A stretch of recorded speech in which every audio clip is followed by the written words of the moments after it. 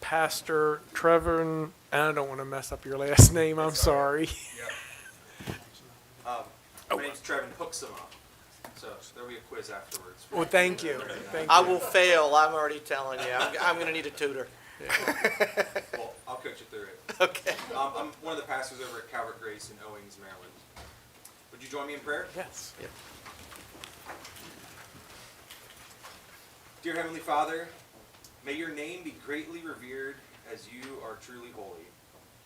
May your kingdom come, may your will be done, on earth as it is in heaven. Lord, we thank you for being a God of love, a God of peace, a God of mercy, and a God of forgiveness. Your love inspires us, your peace surrounds us, your mercy reminds us, and your forgiveness comforts us. Lord, I lift up to you now this meeting and our county commissioners, Catherine Grasso, Mike Hart, Earl Hantz, Todd Ireland, and Mark Cox. Lord, I pray your love would be on them. May their love for our community push them to even greater examples of service and sacrifice. Let us love like you. Lord, I pray your peace would be on them. May they incite peace and prosperity in our county, in our schools, in our workplaces, in our community centers, and in our homes. Let us make peace like you. Lord, I pray your mercy would be on them. May they be reminded to have mercy and encourage others to have mercy on the voiceless in our communities. From the poor and marginalized, to the rivers and farmlands, to the young and the old, let us have mercy like you. Lord, I pray your forgiveness would be on them. May they be comforted in knowing that you are a God of forgiveness and you give us the power to forgive. May each of us in this room be peacemakers in an often peaceless world. Heavenly Father, we commit this time to you. For thine is the kingdom, the power, and the glory forever and ever. Amen. Amen. Allegiance to the flag of the United States of America and to the republic for which it stands, one nation, under God, indivisible, with liberty and justice for all. Thank you, Pastor. We appreciate it. Thank you. First item on the agenda is to approve the agenda as presented. Are there any additions or corrections to the agenda as presented? No. Move to approve? Second. I have a motion and a second that we approve the agenda as presented. Any discussion on that motion? Hearing none. All those in favor say aye. Aye. Opposed? Motion carries. Thank you. So I notice we have State's Attorney in the audience with us today. Good morning, Mr. Harvey. Morning. Anything we should know? All right, thank you. I really don't have any public service announcements today, but I did notice this week that apparently Girl Scout cookies have arrived. So if you're out and about and you see the table out there selling cookies, please help support the organization. Girl Scouts, Boy Scouts are great organizations to help young people get on the right path for the rest of their lives. So do what you can to support them, and the cookies aren't all bad. That's all I have. So the next item on the agenda is proclamation, and the first one we have this morning is for Black History Month. Commissioner Grasso, and I believe we have Michael Kent in the audience. Morning, sir. Morning. Morning. Stop by and introduce yourself, and or she can give you the microphone. Is or- this on? Yeah. Can you hear me? Yeah. Since it's Black History Month, we'll be making some presentations on Black history this month. We'll be at Asbury on Thursday at 1:30, at the Twin Beach Library at 11 o'clock on the 23rd, Prince Frederick Library 6 o'clock on the 27th, and then our big event March 11th at St. John Vianney, the Library Foundation Awards. Thank you. Okay, the proclamation reads as, whereas Black History Month is an annual celebration recognizing the achievements of Black Americans in United States history, and whereas Black History Month was first proposed by Black educators and the Black United Students at Kent State University in February 1969, with the first celebration being held at the university from January 2nd through February 28, 1970, and whereas President Gerald Ford recognized Black History Month in 1976 during the celebration of the United States bicentennial. He urged Americans to seize the opportunity to honor the too often neglected accomplishments of Black Americans in every area of endeavor throughout history. Every United States president since 1976 has officially designated the month of February as Black History Month. And whereas the Board of County Commissioner encourages its citizens to celebrate Black History Month in their communities during the month of February and pause to reflect on the numerous contributions of Black Americans in our county. Now therefore be it proclaimed by the Board of County Commissioners of Calvert County that the month of February 2023 is celebrated and recognized as Black History Month. Be it further proclaimed that the Board of County Commissioners urges every citizen to celebrate the month with reflection on the many great achievements of Black Americans in our county and country. Given under our hands and sealed this 7th day of February 2023, signed by all county commissioners.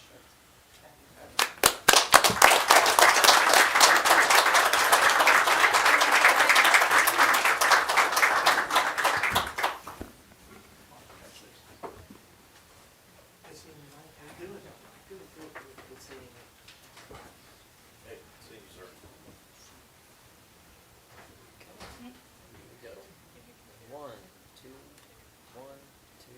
three. Awesome.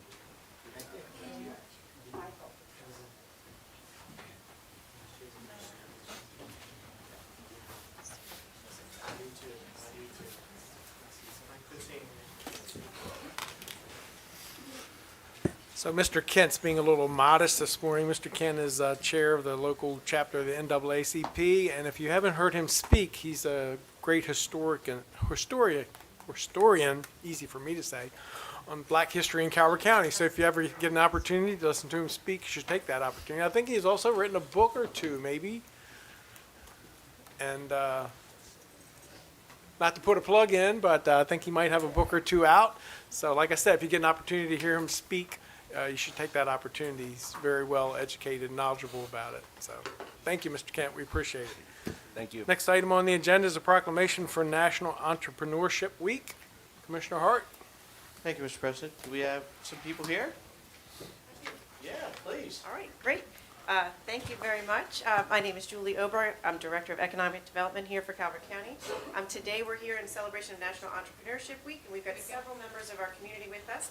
I'd like to invite everybody who's here for that to come on up, and they've already listened very well. And while they're coming up, I'll just tell you that last month, Honeytown High School hosted a Future Business Leaders of America, FBLA Shark Tank competition. We had 6 teams participating for cash prizes. The goal of the FBLA is to bring business and education together in a positive working relationship through innovation, leadership, and career development programs. We had several local business owners help with that competition to help with the idea development as well as their business plans, and several members of our Economic Development Advisory Committee also served as judges. And so we've got many entrepreneurs and business owners and students here today, so I'll let them go ahead and introduce themselves. And Julie, can you please say like if what you're doing entrepreneur-wise, or name of the business, or just a little bit of something? Yep. Hello, my name is Mariah Wiseman. I am the Vice President of Future Business Leaders of America at Huntingtown, and I was the leader of the Shark Tank project through Huntingtown. Great. I was also part of that co-leadership, and I also helped lead the Shark Tank competition, which we enhanced entrepreneurship within the community. Say your name. Oh, my name is Gregory Proctor. Hey, there's more. Squeeze it, pull it down. There you go. Hello, my name's Audrey Golden, and I entered the Shark Tank competition, and I won first place. I'm a freshman at Huntingtown High School.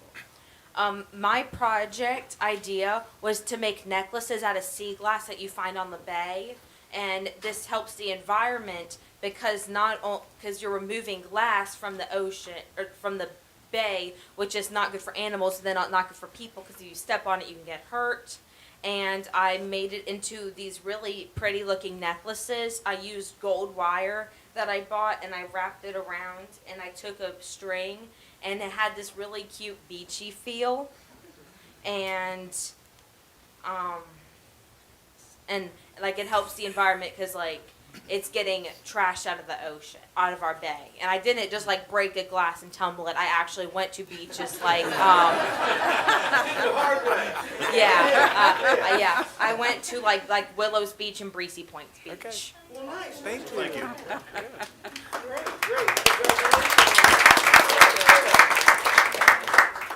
Good morning. My name is Gail Reed. I'm a school bus contractor in Calvert County, and I'm also the president of the board of directors of Calvert Minority Business Association. We run school buses for the school system in Calvert County, and right now we have 30 buses that run kids to and from school every day and do trips and provide. We're a member of the chamber here and also the Southern Northern Chamber.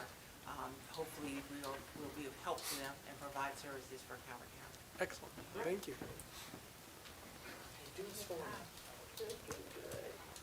Good morning, Commissioners. Morning. My name is Edsel Brown. I'm the chair of the Southern Maryland Minority Chamber of Commerce. I'm also the former head of the Small Business Innovation Research Program at the U.S. Small Business Administration. And I just want to take this opportunity to get a little plug in to encourage the commissioners in the county to become more involved in innovative technology. Thank you. Thank you. Good morning. My name is Morgan Jones, and I'm one of the small business owners at Helped. I'm a self-taught silversmith. I started in 2020 of last year, and I'm right here in Calvert County, and I go around to different vending events and things like that in South, and continue to advance in the trade. Thank you. Swamp Witch Metals is my business name. Good. Yes.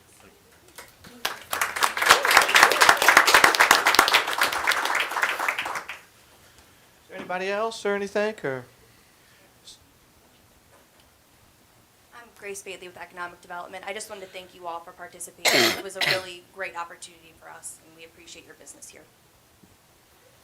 So I'm not going to tell you guys something you don't already know, but people might know that there's something very, very wrong with us, right? We have this thing inside we think we can do it, we got to give it a try, you know? And it's not for the faint of heart, you know? I talked to a gentleman one time, and he said, you know, he goes, when I sold my business, they said to me, how could you sell it? He said, you've never been in business before. It's tough. It's extremely hard.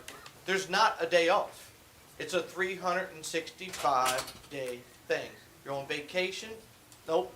That phone, and I don't have to tell you, with those buses, every day when that phone rings, what broke? Who didn't come in? Because that job has to happen all the time. You know, a lot of folks will say, oh, you're your own boss, you can take off when you want. Mm-hmm. Yeah, okay. Yeah. No, it's true. And, you know, and it's, but I tell you, I wouldn't want it any other way. You know, I've worked for folks, I've worked for myself. I'd rather make less money working for me.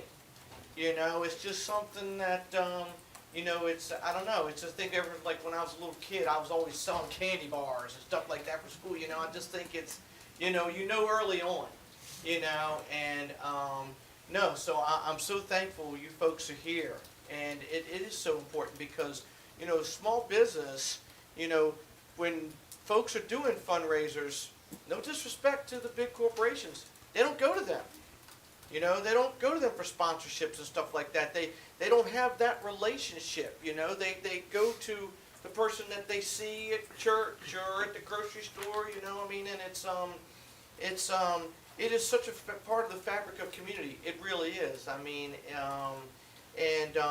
because we depend on the folks in our community. You know, we don't depend on Texas or California. It's the folks right here. So I want to say thank you for everything you do, and you know, it's tough, but it's rewarding too, because you actually feel like you make your way, you know.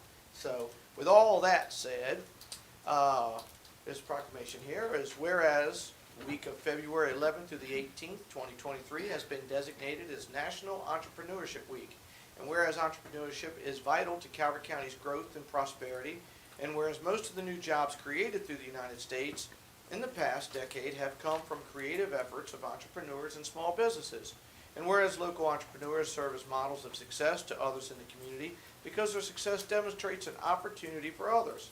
And whereas the United States House of Representatives resolved to recognize the first annual National Entrepreneurship Week commencing on February 24, 2007.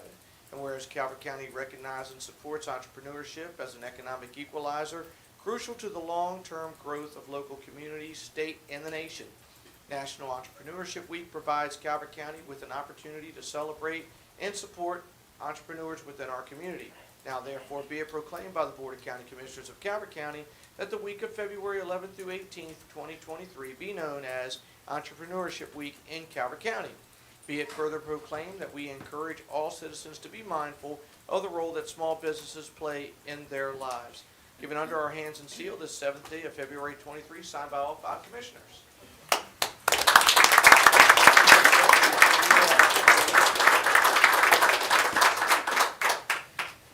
Awesome. Could I get y'all kind of to scooch more towards the center, please? That's an official. That's an official term. Yes, of course. Mike, you want to stay on the end or hop back? All right, they're all back there. So front row, let's move you this way a little bit. Perfect. Now everybody find your hole here. Here we go. 1, 2, 3. 1, 2, 3. Congratulations. Congratulations. Thank you.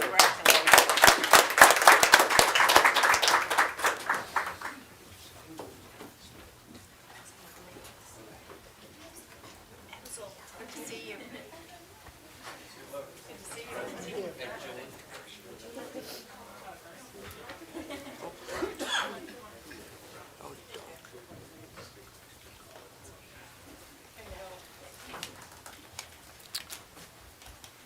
So the next item on the agenda is an award for the Employee of the Month. Ms. Peak Tam, good morning. Morning. Morning, Commissioners. Good morning. Good to see you all again. Welcome. My name is Molly Pleak-Tam from Planning and Zoning here on behalf of the Employee Recognition Committee to introduce February's Employee of the Month. The Employee of the Month Award acknowledges individual excellence for superior job performance or special individual efforts in the following areas: effective public contact, respect for fellow employees, quality and/or quantity of work, contributions toward improving organizational morale, and actions that improve the county's public image. Anyone can nominate an employee. Please check out the ERC webpage for more information. Our February 2023 Employee of the Month is Mark Mister, Division Chief of Highway Maintenance for Department of Public Works. Mark, would you like to come up? Congratulations. Mark Mister is being recognized for his willingness to help onboard new employees and his proactive management style that ensures county emergency response teams are able to respond to situations during inclement weather. I love this recommendation because it's coming from an employee that's outside his department, so it really shows his breadth of impact. Mark Mister took a new employee under his wing and taught him how to operate and maintain snowplows during the new employee's first winter season. This included everything from how to operate the plow to how to properly clean out the salt box. Nothing was below him to teach. Furthermore, Mark is vigilant about maintaining the safety of Calvert's fire departments and rescue squads' parking lots, which often remain icy. Our first responders are able to respond to the needs of citizens during inclement weather because of his commitment to this task. Further, he doesn't hesitate to cover for other employees when they're out sick to ensure that the county operations remain on schedule. He genuinely cares about his coworkers and makes a huge positive impact on workplace morale. Mark's leadership in public works provides Calvert citizens with a safer place to work and live, and his guidance and mentoring encourages others to strive for excellence and go above and beyond. His leadership style contributes to staff development, skill building, and ensures that staff are prepared to handle their assigned tasks. Mark's supportive attitude and helpfulness is an asset to our workforce. The ERC is delighted to join the Board of County Commissioners in recognizing this remarkable coworker. Thank you, Mark, for all you do. And thanks to Monty Park, who took the time to nominate you for this award. And thank you, Commissioners, of course, for your continued support of the ERC and partnering with us to recognize our remarkable coworkers. And I believe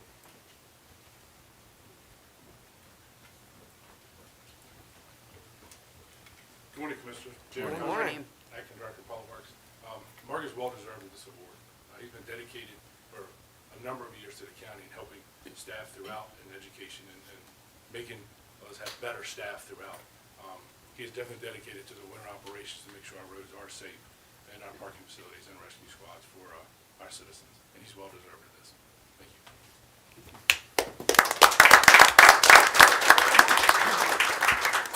So, Mark, what do you have to say for yourself? I'm just glad I'm able to assist them in fulfilling their mission, what they're trying to do. So, how many years you been in county government, Mark? I'm working on the 34th. Pretty cool. Yes, sir. Yeah. So Mark, let me just say, come on now. If you folks out there don't know, and so much of this county travels out of, hey, do it for me. Travels outside of this county, you always hear them say, and I hear it every year, thank God when I hit Calvert County. The roads were so bad, and when I got here, this gentleman right here.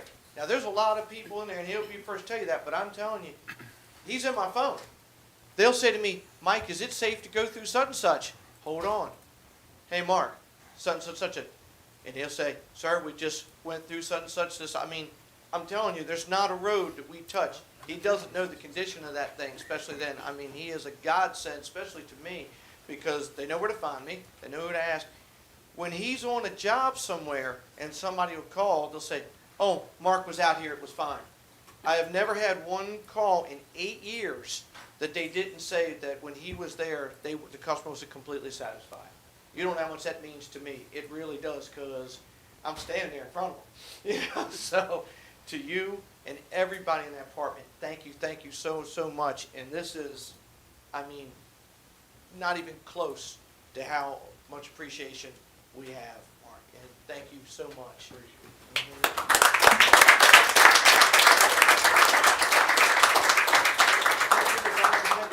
It hasn't snowed. Thank goodness. I was just thinking that when you were out there. Yeah. Dawn, you want to come up and get the check? I think it's already back there.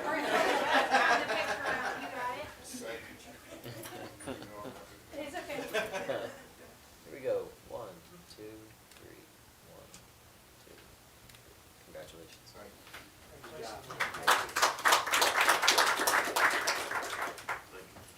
Mark, thanks again.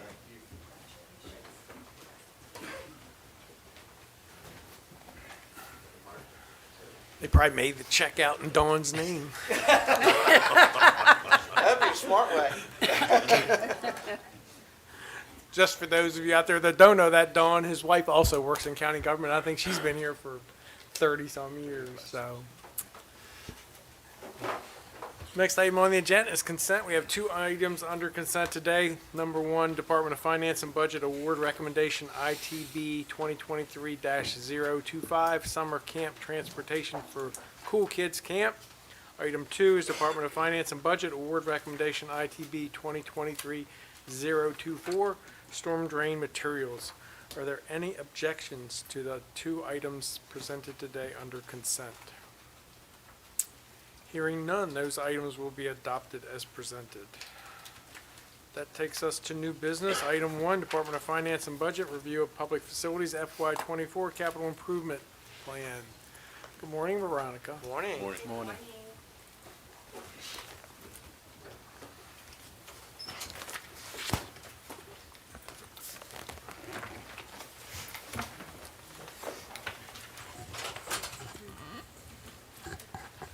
I am Veronica Atkinson with Capital Project. I'm the Capital Projects Analyst with Finance and Budget. And joining me today is J.R. Cosgrove, Acting Director of DPW. Good morning, Commissioners. Morning. J.R. drew the short straw today, so just to Why, let you talking know. about AC? No, not yet. But that will be first, so. I'll read the memo. The Department of Finance and Budget and Public Facilities will present a review of their proposed fiscal year 2024 6-year Capital Improvement Plan, or CIP, to the Board of County Commissioners.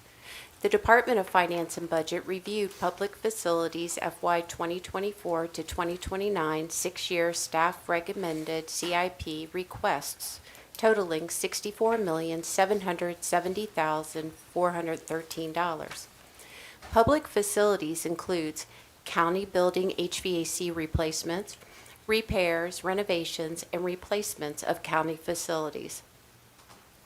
Public facility CIP also includes Calvert Marine Museum, libraries, community and senior centers. The fiscal impact for public facilities 6-year CIP proposed budget reflects $64,770,413. This amount includes $10,470,183 in grant funding. The PAYGO general fund for the 6 years is $6,592,927. Debt or bond is $47,707,303. Grants other, again, $10,470,183. This presentation is to prepare the BOCC for the 6-year capital improvement plan costs for public facilities and seek the board's direction on those projects. You see them.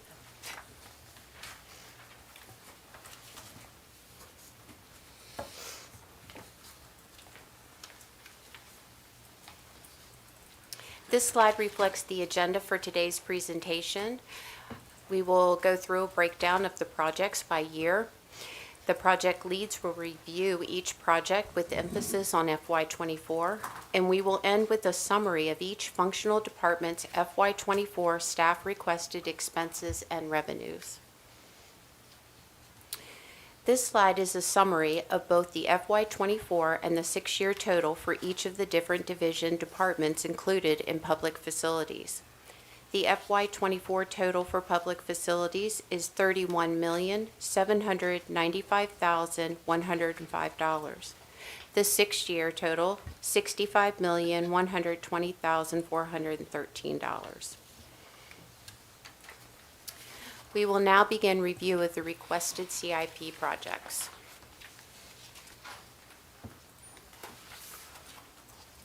Our first slide is HVAC replacements or repairs. Most of these are replacements. Do you have any questions on any of these projects?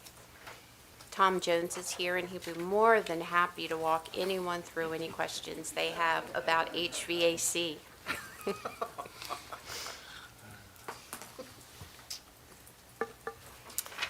You know, let Tom off, huh?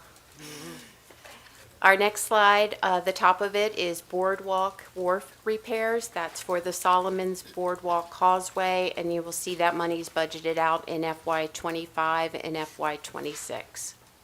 What's going on in 26? There's the causeway replacement. So the causeway where you go into and along with the boardwalk and the more or less the retaining wall, the bulkhead that's underneath of the boardwalk and along the causeway, has some structural issues as far as some of the boards are old and rotting. The soil is being washed out every time the tide's coming in and creating sinkholes in the parking lot that we have to continually maintain. So we put it in the budget to get a design done and start trying to repair that permanently. Does that $3 million include, I mean, that's the whole project? That's what we're estimated at currently. Once we get a design, we'll know a little better on the actual construction dollars. But yeah, the first year is some design money, and then we start working into construction dollars. Is the bridge sound? The bridge is fine. The bridge is actually owned by State Highway. We own up to the abutment of the bridge and away from the bridge, but State Highway actually owns the abutment of the bridge. But we own the everything up to the abutments. This isn't in 24, but in 27 and 28, there's $2,600,000 or $2,006,000 for the sheriff's new facility. We don't have a CIP on that, do we? So in the adopted CIP budget, there is funding that was put out there in I think FY27 and 28 to start design money for the new sheriff's facility. Okay. And that's in both fiscal years? Correct. Okay. What you see here aligns with what's in the adopted budget currently. Okay. And that's design money? Correct. Thank you.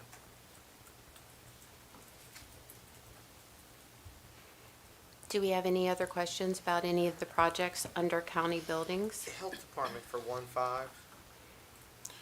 So that's the health department building up there by the hospital. There's some issues we've been monitoring over the past few years.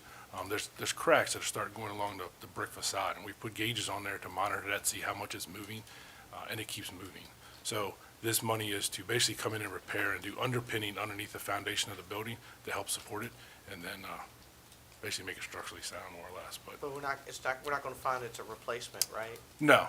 We've already done design studies and everything, and the answer is to go in and do underpinning underneath the foundation. I remember looking at a elevator one time. We don't believe it's going down that path. And the transfer station, that's a new transfer station? That is the transfer station for transportation buses that I believe we had out back in 2018. We talked about this. And where's that gonna go? So the first money that you see there in FY '24 is to basically redo a study to determine the best location.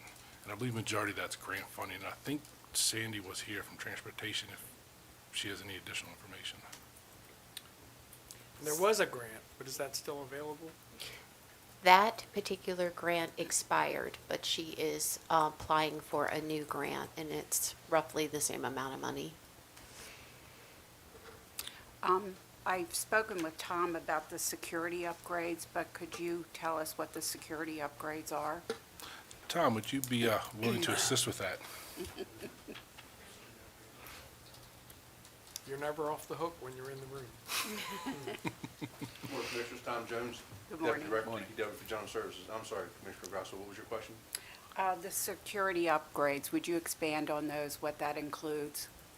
Right now, so we're requesting $52,000 in the current budget. We actually have some funds from prior years that we're using. This $52,000 is dedicated towards Dunkirk Ballpark to actually install the alerter system. And as we had discussed, is we're actually going through a process right now to determine whether that's actually the system we're going to continue to go with. If not, we're going to pull it off the books and put them in line and go with maybe a different vendor. And that'll be up to Director Nizal to decide whether she wants to go that route or not. Okay, thank you. Yes, What's the ma'am. total cost of the project? Ma'am, sir?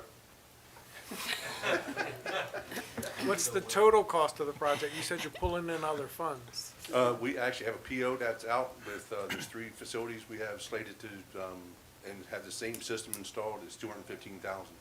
So we have a meeting with that vendor, I want to say in 2 weeks. And at that point, we're going to decide, whether we move forward or we pull the project. While you're up here, Yes, sir. French Fry Fuel Station, The fuel station? That's a, it's not you? $600,000? Jennifer can answer that. Yep, that falls under Jennifer's. Jennifer Okay. Moreland, Director of Community Resources. Thanks, Tom. The Prince Frederick Fuel Station is dedicated for public transportation buses. As you know, they're moving to a Wex card system, the county is, but we really can't, that doesn't work with how our buses run, and they can't wait. We're on very, clock timings, and we have to keep up with those. So having a dedicated fuel station for public transportation will allow us to, consistently provide the same service without any kind of delays. Right now, we have to go off route to, slightly off route. So we're looking for a place that would be closer to our facility or even on our facility. So the initial funding is looking at, we have grant funding for this project from the state, from MDOT MTA, and we're at the first phase, which is where they do an environmental review of the site location that you choose. And then the next phase will be, design and So- construction. Where are you currently getting your fuel? Stratford, hold on, I feel like I'm Stafford not, Road. Stafford, thank you, Stafford Road. Yes, but that's an aging fuel station. So you're gonna pay to upgrade the system that everybody uses? I'm just trying to make sure it's the same fuel system we're all using on Stafford Road. It will be, but this system is dedicated strictly for transportation because that's where the funding for the grant's coming from. So when you see 600,000 here, it's majority grant funding. I want to say like 550, 540,000 of that is all grant funded. There's a slight match, which is the additional 60,000. And this system is pretty much dedicated for transportation buses alone. So it's a tank Not- and a pump? It's a 12,000 gallon tank. I don't remember the size of the pump, but it's a 12,000 gallon tank. So then we're gonna have two different systems on Stafford Road, one just for them and one for us? No, their system, we're looking at having it down in the industrial park near their current facility where the buses are stationed in the evenings, off duty, so that they can come in, fill up, and leave. Is it fuel master? I believe it will be the same fuel master system, yes, that we currently use at Stafford. And this is 90% grant funded? Yes, so we're the second highest user of fuel for the county, public transportation is. So it makes sense for us to have it dedicated, especially with the WEX card system moving forward for the sheriff's office. So I understand that it's grant funded, I just wanna make sure Yes. we're not duplicating services. No. So like she said, the system at Stafford Road is aging, and it kind of has a Band-Aid on it, more or less. It functions, but as you know, there's times it is down. And we can't necessarily have that for the transportation buses. And when they come in and drop their funds off at the existing facility down at, in Industrial Park, they can also fuel up and leave at the same time. So it makes it a little more efficient for their routing purposes. The county matches 10%, like you had said, for the MDOT MTA grant. And JR, is this in the ground or out of the ground? It'll be above ground, Above ground. We don't really do in-ground anymore, do we? not Because often. of containment Correct. requirements. I don't want any leaky tanks. Mhm. Gas and diesel? Just gas. Just gas. That's what all our buses are. So your buses are all gas? Really? Yep. No diesel? So if it's fuel master, could it serve as a backup when the other pumps go down? It could. Okay. Makes sense. I think you're off the hook. Okay, thank you. We're going to move on to Calvert Marine Museum projects. Jeff Murray's here and can talk about any of these projects. Come on, Jeff, you're not off the hook.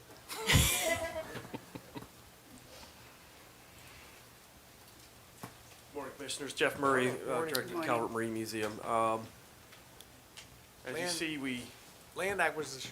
land acquisition is not county tax dollars, so that would be program open space funds For, or potential acquisition of property next to the museum.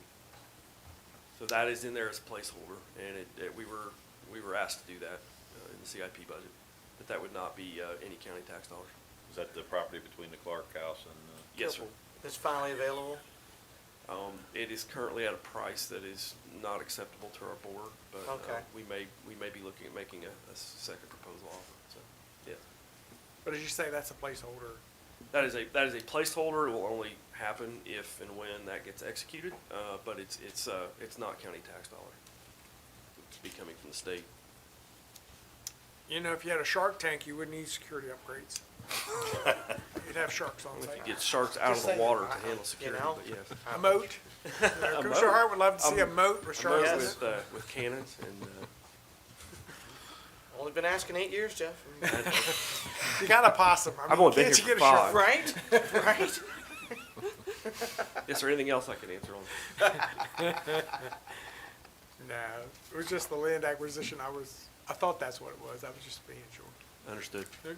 Thank So you. just out of curiosity, Tennyson Hall replacement, where would that be done? Tennyson Hall replacement would likely be done over at St. Michael's. Where they at the do? Chesapeake Bay Maritime Museum. They handle repairs and maintenance for the Tennyson right now. But that is also a placeholder. We do not have an immediate need for the Tennyson Hall. But since it's such an expensive item, we were asked to put that in as well. Okay, thanks. Yes, sir. Thank you very much. Thank you. Our next slide has libraries, community, and senior centers. Our first is libraries.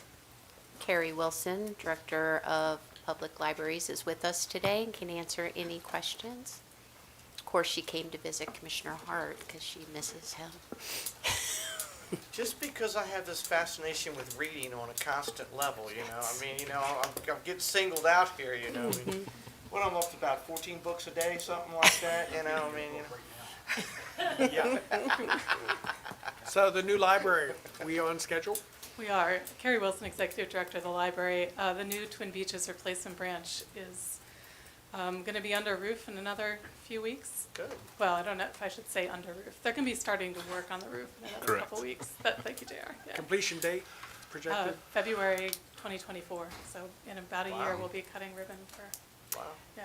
Yeah, I was down there and saw, basically nothing, and the other day I rode by and I was, my God, walls are up. It's Yeah. looking good. Yeah, they let me go up to the, what will be the third floor, and the view is just incredible, both of north-south on land and of the water. It's just going to be spectacular. Wow. Until they build a high rise in front of you.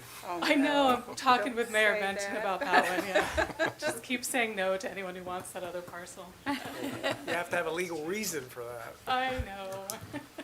So that's on budget? We could purchase that property or get it donated to us and put cannons there. That's your problem, There's not your mine. cannons. I'm just offering to Commissioner Hart if he wants cannons in the county, that'd be a beautiful place.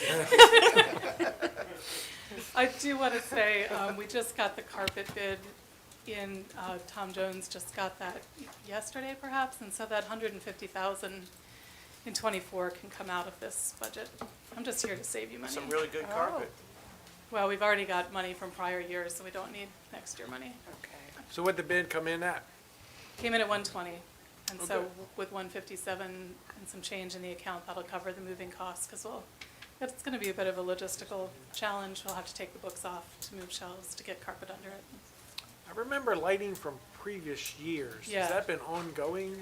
It has or- been ongoing because the amount that was allocated was vastly different than the 3 bids we got.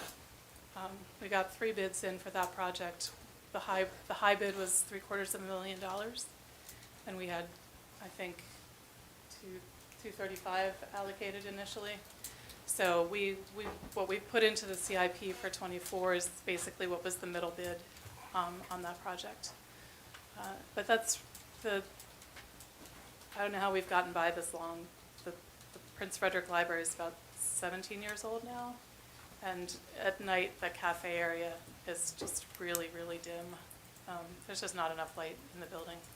So it's an important project, but an expensive one. And we will relook, obviously, we relook at the fixtures we've chosen to see if we can get it cheaper. Less expensive, not cheaper, excuse me. So the new lights are energy saving lights? Yeah, those Is there be a all calculation? LED. Is there a calculation on what they'll save? Yeah, it doesn't quite match the price tag. It's about, the estimate that is currently on the books is about $40,000 a year. So it would take some Well, that time to just pay sucks. off. It does suck. Oops, did we say that on camera? We just did. Yeah, I guess so. Yeah, it's not as high as we'd like it to be, but, so both for our customers, we need the actual light, and the energy saving will be something. Carrie, while you're up there, Mhm. I think you should sound off some of your kudos on Twin Beaches Library and all of the money you How have good procured. I am at getting money. Yes, you are. By the time we're finished with that project, including money that's in the governor's budget that we assume will be passed this session, we'll have $5,012,500 in grant money for the Really? Twin Beaches replacement project. What was the total Wonderful. project? Hmm? What was the total project? Total project is 12.5, So about half, yeah, almost half. a little Very less good. than half. Good. Good, thank you. That's very Yeah, good. and we'll be Thank able to you. get, on the previous slides, we'll be able to get some grant money for that HVAC replacement at the Prince Frederick Library with state capital dollars as well. So, Veronica loves me because I bring do, I money. do. She is one of my favorites. Are you, Carrie, are you Veronica, still? can you get that number from Carrie? You want me to call for Yeah. the school? Yeah, yeah. That's out of my purview, sir. Well, it's Carrie, are easier to you- just come ask us. Yeah, I know, right? Yeah. Why do them fools call those grants? Just come to the board. Are you Yeah. still writing the grants? Yes, Wonderful, thank you. yeah, thank you. How She long is your writes- contract? How long is your contract? Until they get rid of me. Oh, It's not time bound, so, yeah. we can hire you to write grants. So you- Oh, please don't do that.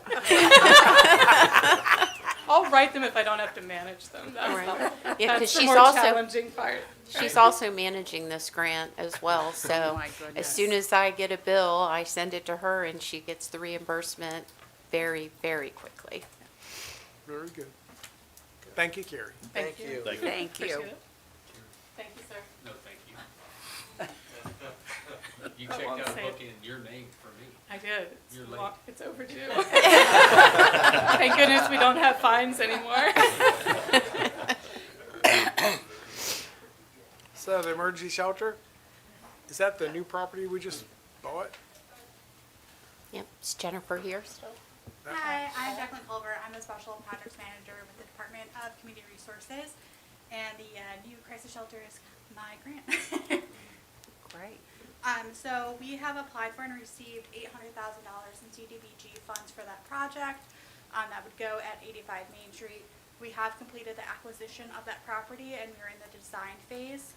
The design phase is not covered by the grant. It's not an allowable expense. So that is a county match for that project, along with our admin time. We have been invited to apply for additional FY23 funding, as well as FY24 funding under CDBG, and we will continue to leverage grant funds for this project. The kind of the day-to-day maintenance costs, the utilities will be responsible, will be the lessees or the tenants, agencies in that property will be responsible for those costs. But this is a partnership with Buildings and Grounds. So do you know off the top of your head today, the total cost of the project and what percentage of that was grants? So the total cost right now, we are still working with, Tom's here, we have not bid out the construction yet. So initial estimates were around 100,000 to 200,000 for the construction, the rehabilitation, but obviously that will be informed by the engineering that we're having done.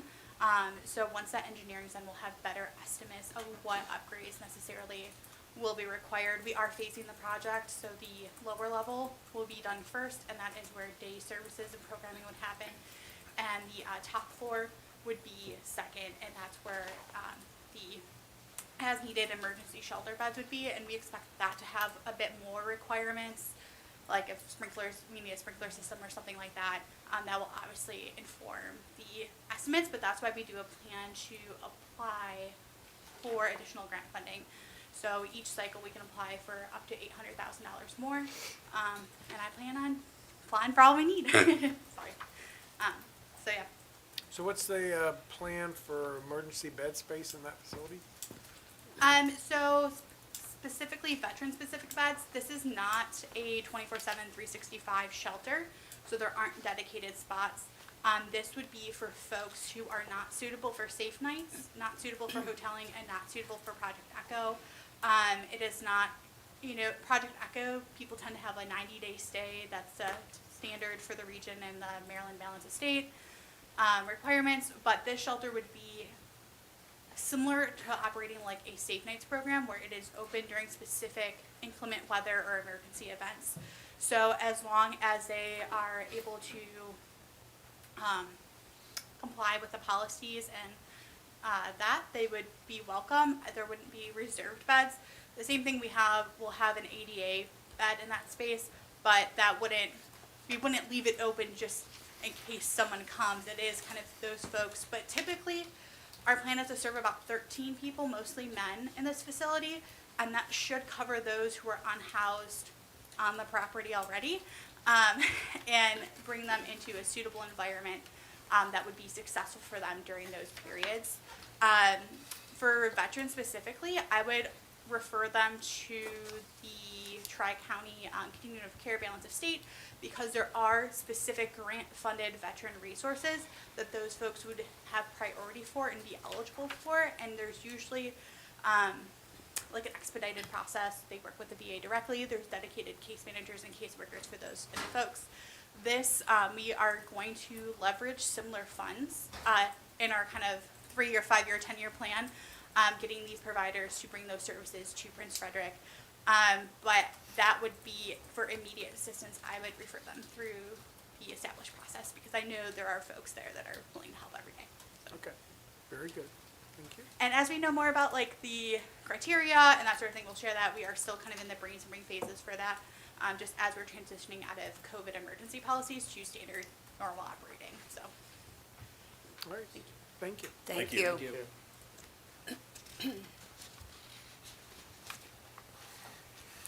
And this slide wraps up our presentation today. This is a summary of the functional departments and their expenditure and revenues for the FY 2024 CIP. We are currently at $83,028,700.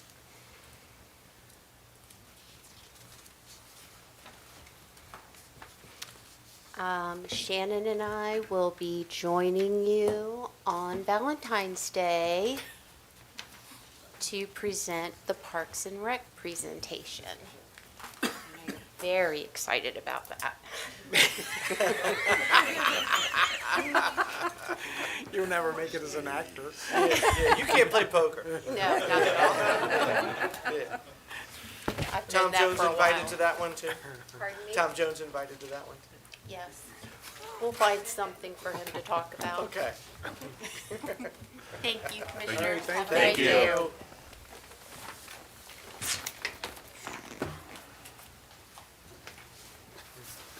Wow. So, item 2, that brings us to Department of Planning, Zoning, Historic District Designation Removal. Good morning. Morning, Morning. Commissioners. Christopher Sperling, Historic Preservation Planner, Department of Planning and Zoning. Background.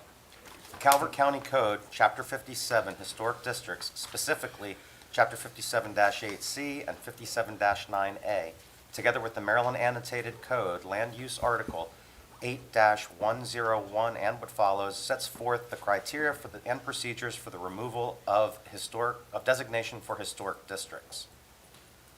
Discussion. Ms. Harriet Millard, the property owner, submitted a written petition and application to the Historic District Commission to remove the historic district designation from the Kent Millard Heritage House Historic District. The historic district is located at 12531 Olivet Road in Lusby, Maryland, is shown on the tax assessor's map 45 as parcel 91 and is zoned as a historic district overlay. The property was designated by a Calvert County Historic District by the Calvert County Board of County Commissioners by County Resolution 2017 under the case number HD 2017-01. The HDC reviewed the application at their regular meeting on Wednesday, November 9th, 2022. The HDC voted 6-0 to recommend to the Board of County Commissioners and the Planning Commission that the request to remove the designation be denied. The findings on which the HDC recommendation is based are attached along with other supporting documents. In accordance with the zoning ordinance, the HDC will forward their recommendation to the Board of County Commissioners for a joint public hearing with the Planning Commission. Staff recommendation is to direct staff to schedule a joint public hearing. I can take any questions.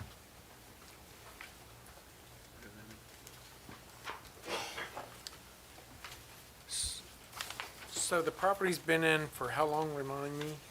It's been a historic district since 2017. The application process, I believe, started around 2013, but there were some hang-ups. The next, My understanding is the building's gone? Yes, sir. The building was in a deteriorated state and was removed, was demolished. so what's the reason to not take it out?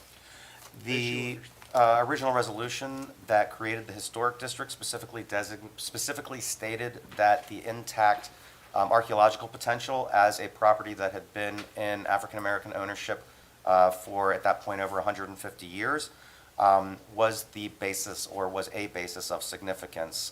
Subsequent, the historic area work permit that authorized the demolition also specified as one of the reasonings that the archaeological deposits were the significant aspect of the historic district. Has there been any excavation on the property?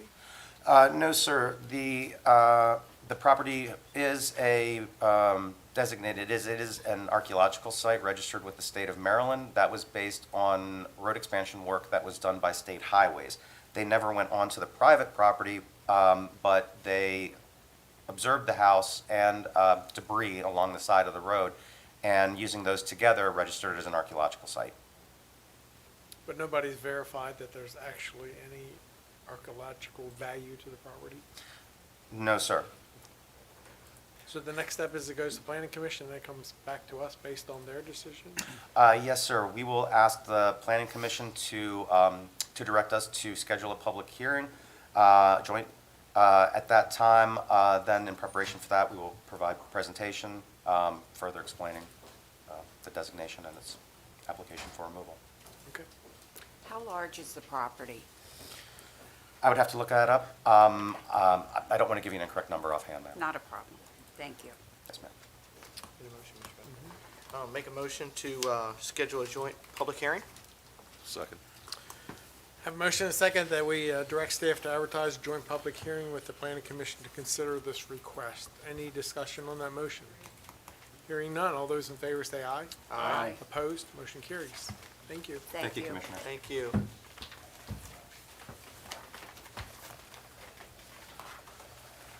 The last item under new business, Office of the County Attorney, 2023 legislative update. Counselor. Morning, Commissioners. John Norris, County Attorney. Good morning. We find ourselves, the Senate submission deadline was yesterday, so any new bills that come from the Senate will have to go through rules. The House deadline is this Friday.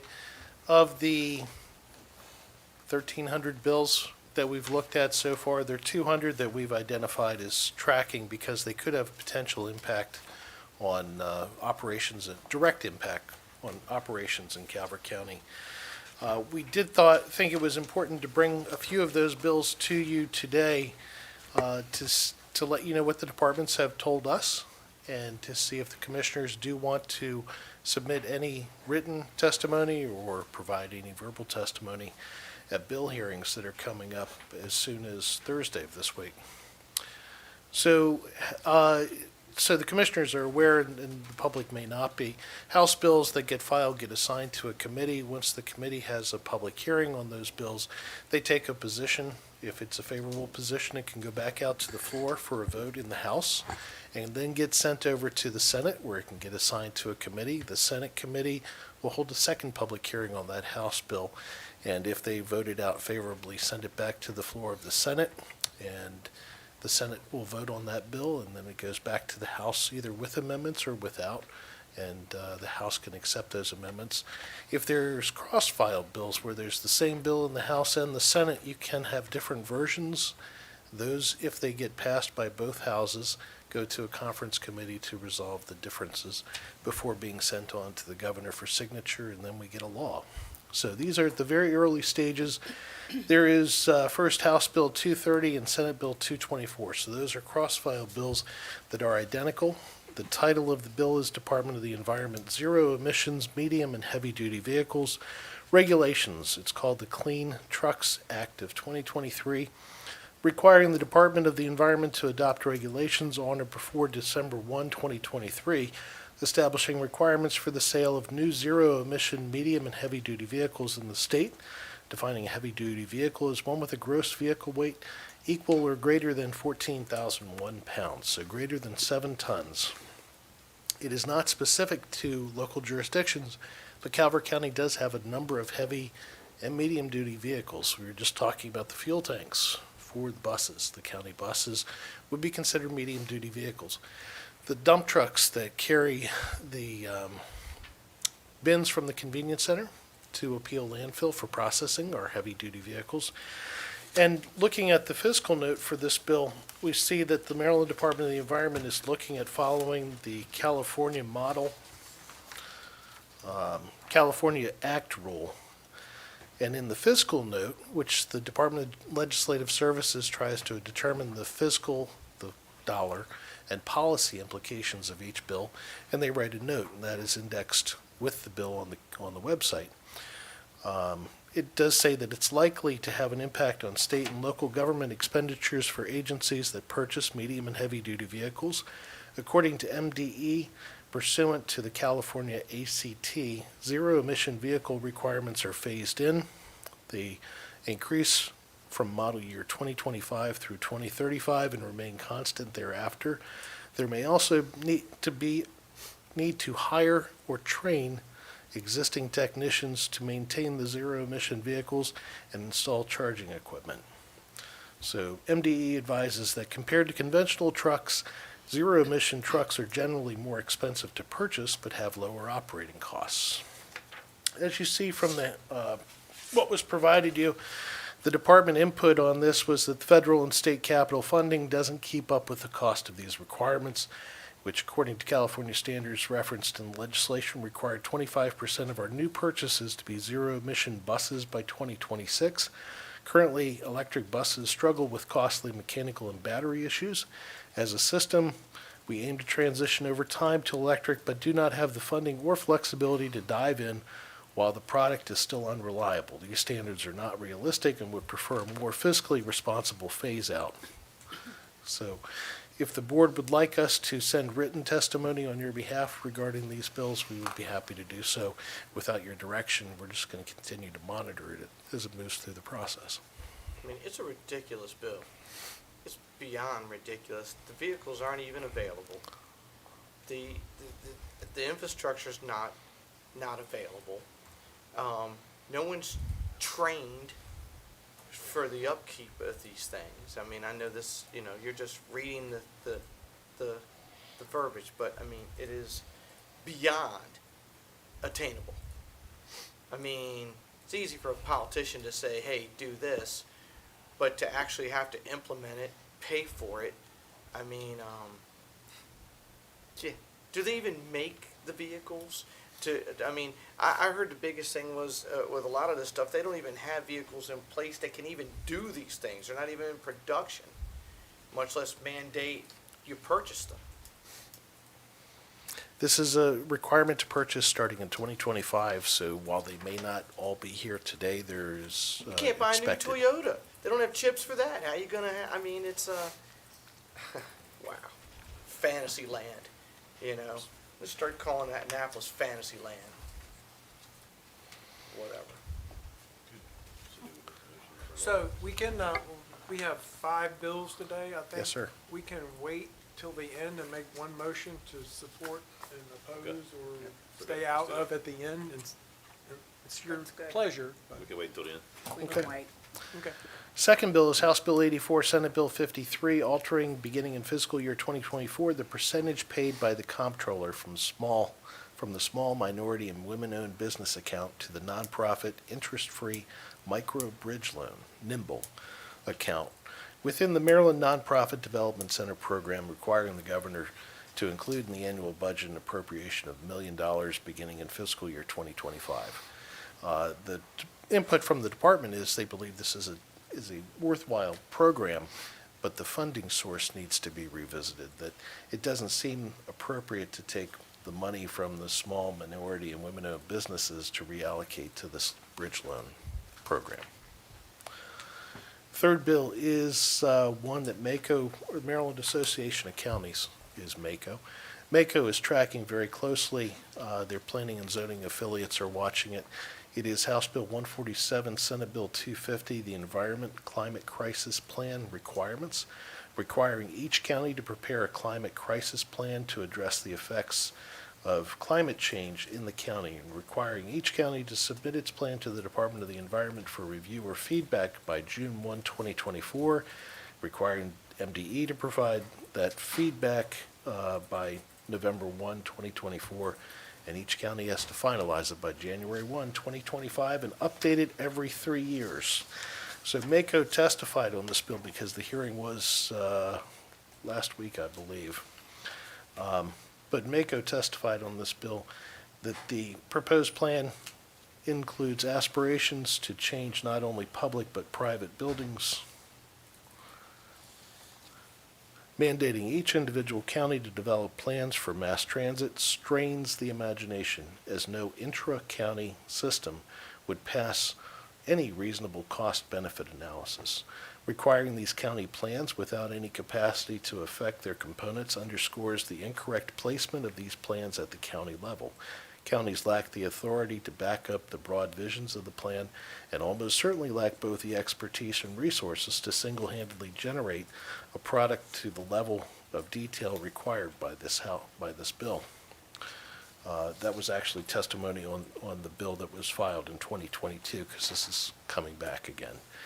The department advised us that it doesn't seem it would bring anything substantively new to the issue. We'd just consume staff time and county funds, because we do already have a comprehensive plan. We have flood mitigation plans that have been developed for the areas of the county that flood most often, that are specific to those areas. We have other plans that are in effect today for preservation of land, so it doesn't seem that this would bring anything new.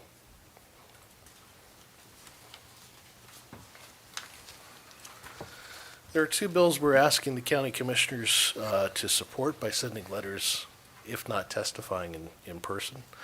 The House Bill 449, Senate Bill 323, Calvert County Sunday hunting repeal of restrictions, repealing a restriction on the hours during which a person may hunt on each Sunday of the game bird and game mammal seasons. Support is consistent with the request that came from the county commissioners. The hour restrictions were an amendment to your request in prior years. Senate Bill 103, the Maryland Residential Solar Investment Tax Credit. It has already had its hearing. It, however, was still going to have to cross over to the House. It allows a tax credit against the state income tax for the cost of certain photovoltaic property placed into service by an individual during the taxable year, prohibiting an individual from claiming the credit under some circumstances and providing the carry forward of any unused credit. So this is the residential rooftop solar bill. This is not put it out in the middle of the field or attach batteries to it. This is actually supported by the Maryland Association of Counties, and staff's input recommends support for the state income tax credit because it is not, in fact, impacting local revenues. So rooftops don't have batteries? Rooftops can have batteries, but this bill is supporting the tax credit for the installation of just the rooftop panels. As it was drafted at the time, it did not include batteries in that grant, tax credit. Homes have batteries? So they have to, So- means a store. Yes and no. So clarification on the storage if everything doesn't go back to the grid. Say that again? We need clarification. Okay. If everything does not go back to the grid, it goes to a battery storage. Which a lot of them have. And just for the public's information, we had a discussion earlier this morning about solar battery packs, whereby a solar system stores the energy that's not being consumed and the significant hazards that those batteries create in the community and in the environment. And that's why you're hearing this discussion about batteries. So we are having discussions about how we can provide notification to emergency services when they arrive on a residence or commercial structure to know that there may be a battery pack somewhere on location. So there is a lot of concern from people about the dangers of those batteries, and hence the discussion. Yeah, maybe it's a work session type thing because it affects fire departments and everything. I mean, at least what our approach is gonna be. I mean, it's a whole lot we don't know, or, I know I don't know, I know that. So, I had no idea how dangerous a fire in one of those is. And it was a topic at the MACO conference, too, as well, the safety issues associated with these batteries. Of the 300 Senate bills that dropped last night, I believe it was Senate Bill 562 is the one that requires the batteries to be self-contained and have a fire suppression apparatus, because we are hearing that there's some fire companies that have been told if you see a lithium battery fire, just evacuate as far as you can downwind. Downwind. That's why I was wondering, like, on the solar panels, if they're on the houses, would the resident even know, or the neighbors know, how deadly that could be? So, because it sounds great, sounds like you're trying to save the environment, use solar, and, trying to save money and everything and make that investment, but if there's a big danger to it, people need to know. Is Annapolis taking this seriously, the risk? Or are they just wanting to get a green energy bill out there without having anything in place to handle the repercussions from the batteries? Okay. That look says We've not no. seen that. Yeah, There not is, seen. there is legitimate concern regarding the safety of this and the safety of the first responders that I was are going to say, how's to it, these how's it, the sites. fire person shows up and has no clue that they're going to save a life and have no clue that they could cost them die lives, yeah. just walking in. So it is a real concern that is being taken seriously. Do they have a response to it? I don't believe they've formed a way to address it yet. So we're asking for the board, and we will look into Senate Bill 103 and see if it's been amended or if it did in fact deal with, other than what it's feeding the grid, if it had battery storage capabilities for the tax credit. We're asking for the board's support, at least in the form of a letter for the Sunday hunting, repeal of the time restrictions, and if the board would care to express opposition on any of the three other bills. I'll make a motion that we send the letters. Second. So for clarification, your motion is that we follow direction from staff? Correct. There was a second? I'm Second sorry. for discussion? Any Yeah, so I have a motion and a second that we follow staff's recommendations and that we oppose House Bill 230, Senate Bill 224, House Bill 84, Senate Bill 53, House Bill 147, Senate Bill 250, and we support House Bill 449, Senate Bill 323. Where are we on Senate Bill 103, just for me? We're going to support that? I want clarification. Supported with the amendment Okay. of John's. So long as it does not include storage The in the battery tax storage, credit. Right. Battery storage. Okay. Okay. So I have a motion and a second, and discussion on that motion? Hearing none, all those in favor say aye. Aye. Opposed? Motion carries. Thank you, John. Thank you. Thank you. That brings us to work session number 1, Department of Planning Zoning, proposed expansion of Calvert County's rural legacy areas.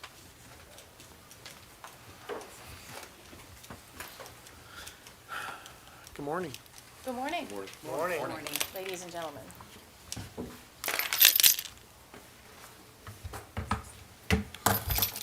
Oh, boy, I'm noisy and clunky. Good morning, my name is Jennifer David. I'm the rural planner in Planning and Zoning. With me this morning is Ronald Marney. He is our environmental regulator in Planning and Zoning. And we are here to discuss the rural legacy expansion. Per the memo that was distributed, the rural legacy expansion came out of the Transferable Development Rights Committee, which was established in 2015. Part of the recommendations that that committee made was an expansion of the rural legacy area. So the recommendations was to expand the North Calvert and the Calvert Creek's rural legacy areas. The goal of this is to expand the area, to increase the number of properties that are eligible for the program. We currently operate a public-private partnership with the Southern Maryland Resource Conservation Development Board that helps us administer the program. So I will go into my presentation this morning. So the purpose of the presentation this morning is to review and discuss the proposed rural legacy area expansion and to request direction to move forward with the public adoption process. Background. In 2020, the Board of Calvert Commissioners voted to reconvene the Transferable Development Rights Committee, originally created in 2015, and review the TDR program and make recommendations for program improvements. One of the recommendations made by the committee was to propose an expansion of the rural legacy area to include all of the designated priority preservation areas to increase the number of properties eligible for the program.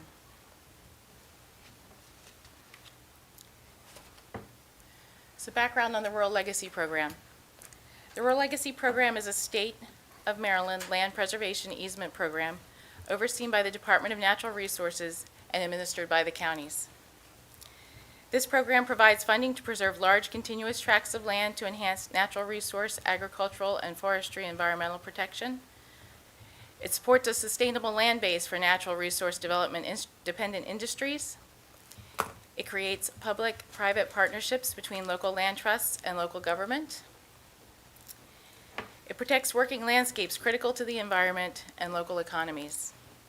And it targets the most ecologically valuable properties impacting our waterways and the Chesapeake Bay.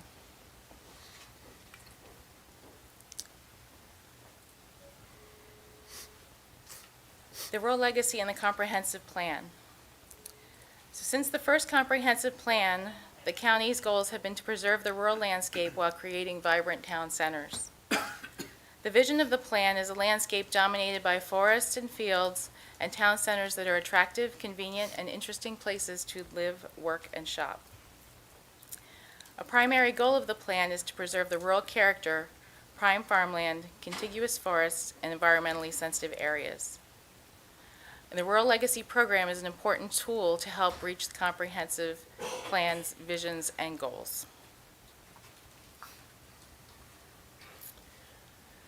So we want to discuss the benefits of the Rural Legacy expansion. The benefits of the Rural Legacy area expansion is that it improves land preservation mechanisms in Calvert County, as we previously discussed. Increasing participation in state programs also leverages state funds and provides additional opportunities for land preservation. By expanding the Rural Legacy areas, more properties would become eligible to apply for Rural Legacy grant funding. And currently, the Rural Legacy areas do not encompass all of Calvert County's priority preservation areas, which have historically been targeted as areas to limit development and focus preservation efforts for planning purposes. Here we have a map of the existing Rural Legacy areas. The Rural Legacy areas are divided into two sections in the county. There's the North Calvert Rural Legacy area and the Calvert Creeks Rural Legacy area. That dark black line towards the top third of the county separates the two. The North Calvert Rural Legacy area is currently comprised of 1,043 parcels and covers 9,554 acres, and it's the magenta color in the top left corner of the map. The Calvert Creeks Rural Legacy area is currently comprised of 2,898 parcels and covers 23,705 acres, and it's the blue colored area in the southern section of the county, middle to southern section of the county. The next map shows the maps of the priority preservation areas in the county, and you can see where they are different. The green areas are the priority preservation areas. By priority preservation areas are those that are identified as having the greatest potential for maintaining a viable level of agricultural or forestry production. And these areas are reserved for farming and natural resource related uses, with most of the residential growth in the county targeted away from these areas. The purple on the map are the town centers, and the orange color in the top right corner is, of course, the beaches. On the next slide, this shows the proposed expansion. So again, we have the North Calvert Rural Legacy area in the in the north section of the county, divided by the Calvert Creeks Rural Legacy area in the center and the south of the county. And the orange color that you see on the screen are the proposed expansion areas.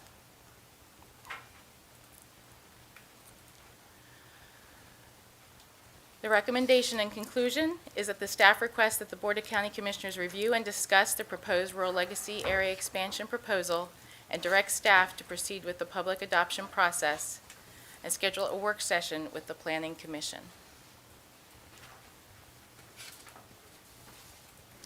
Ron, you have anything to add?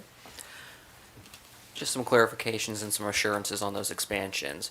When we generated those maps with our GIS staff, we made sure that they only include Tier 4 properties, so there's not going to be any impact to property owners beyond giving them the option to pursue these easements. Nothing more, nothing less.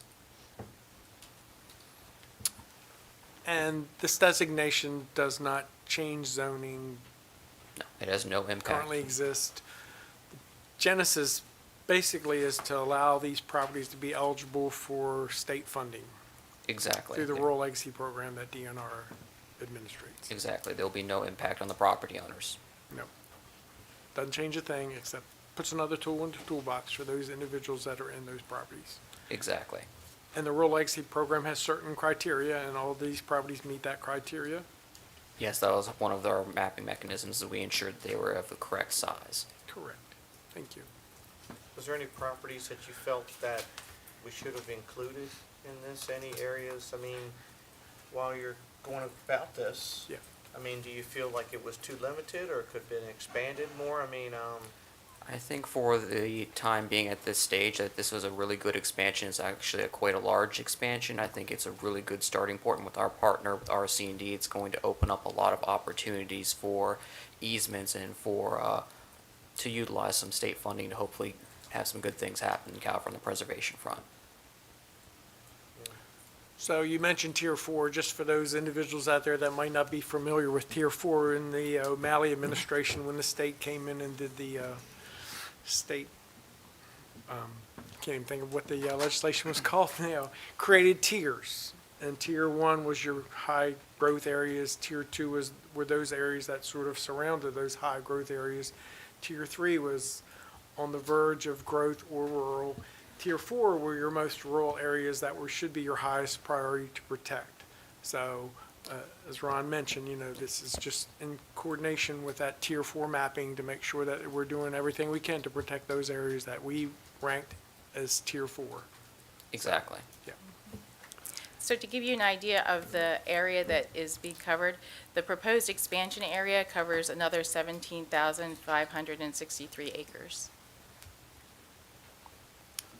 Well, there are not a lot of nice farms right along the Patuxent River, and so it was good to see that those got included in this program and give and them that's an why I opportunity. ask. I mean, it's, once you screw it up, you can't unscrew it up, I mean, it's, my father used to talk about the nicest thing he always liked in fall was watching the leaves change and driving down,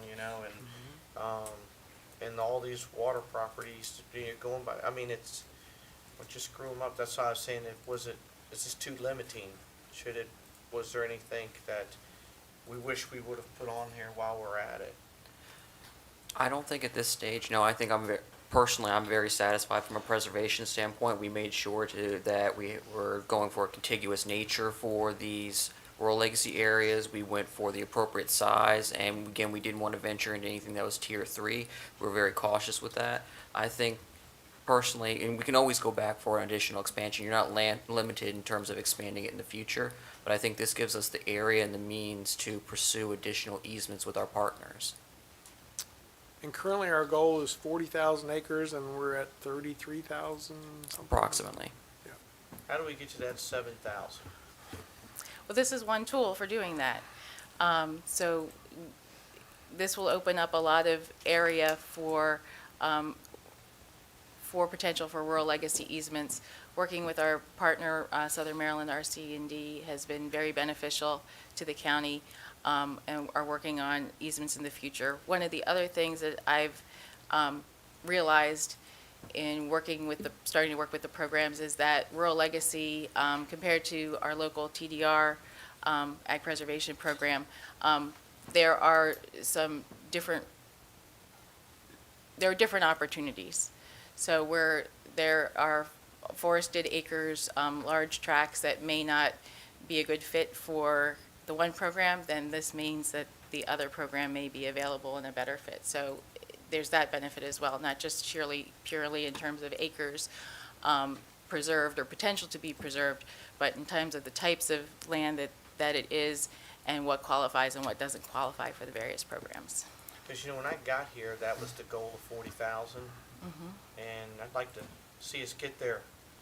I don't know how much, I know we've made baby steps, but, I'd like to see us put something in place to let's get that number down and then even look for more opportunity. I mean, it's, we've seen it with everything. I mean, from water to roads to, we're just, we've said it many times, we're just not built for all of that. So it has to be in Tier 4 to be in rural legacy? It's not that it has to, it's that if you put a Tier 3 property into the rural legacy area, it becomes Tier 4, and we did not want to negatively impact property owners and have that be an unintended consequence. But if they choose to do so. Oh, absolutely. We could work with them, we could. But I mean, let's say they're in Tier 3 and they choose to do so. They say, hey, we're not going to develop this property. We're going to be part of this program. And we do that. It was, I believe, 2021 or 2020 that I did that for a specific property owner. It was actually the Yo property, and they have completed the easement process. So we work with individual property owners and we do that outreach, but for such a large scope expansion, we wanted to deliberately make sure that we did not negatively impact the constituency with the effort. But and those then we would do be opportunities. Oh, We absolutely. could seek opportunities in Tier 3. Oh, absolutely, and we do that through a variety of outreach, not just from our department, but with our partners with RC&D, where we try and go out there and basically drum up the interest in not just our rural legacy, but a number of other easement programs. Because I believe the largest private property tract in Calvert County is not in any of these programs. I believe you're correct. Which is unfortunate. Well, hopefully we're going to, through efforts like this, generate that interest and That was my next convince them to question, join is that there program. a tool that could, invoke some interest?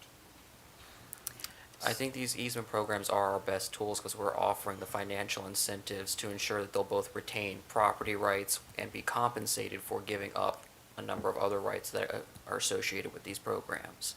As a rule, the state programs pay more money. They're more restrictive, but they do pay more money, and it's a longer process. That's why TDRs have been attractive to some people, because it's very simple, quick, for the most part. But you get in the MALF, it can take 18 months to 2 years to get into a MALF program. Rural legacy, I'm not sure what the time frame is for that anymore. I'd say Yeah, that's a good approximately a question. year. But I'm sorry, because I messed you up. I'm sorry, how long is that?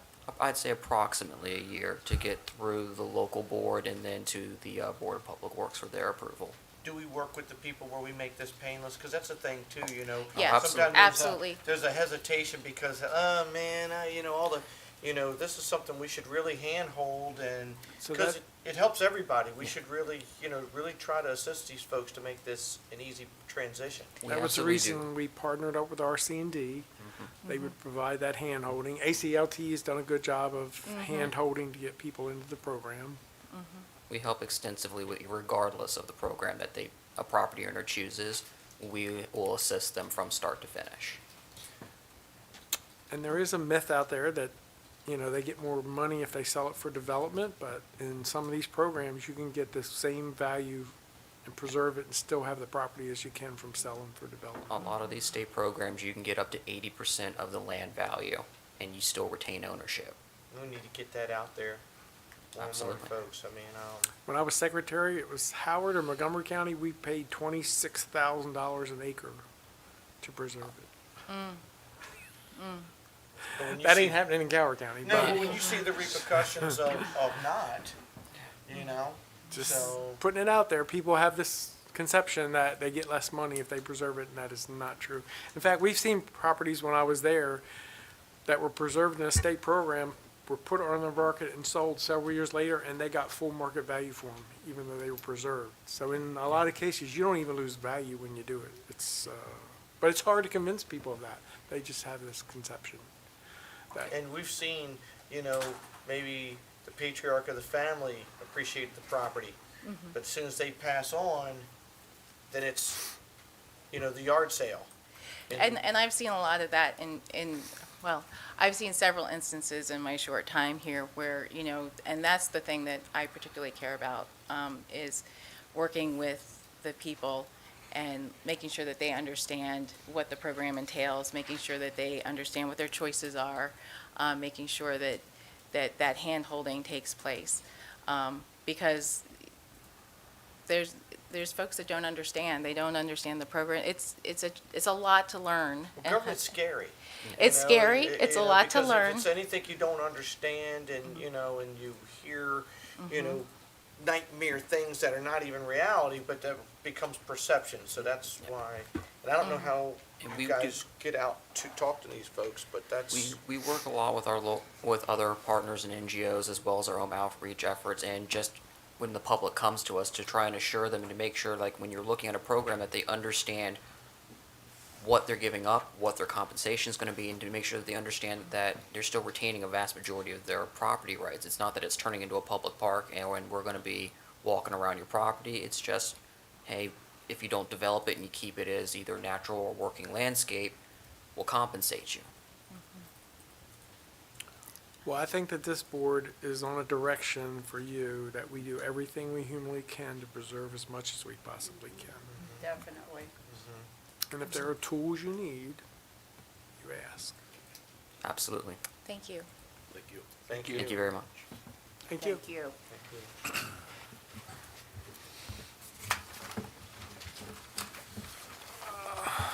Our next work session is the Department of Planning, Zoning, Forest Conservation, tree coupons and grants.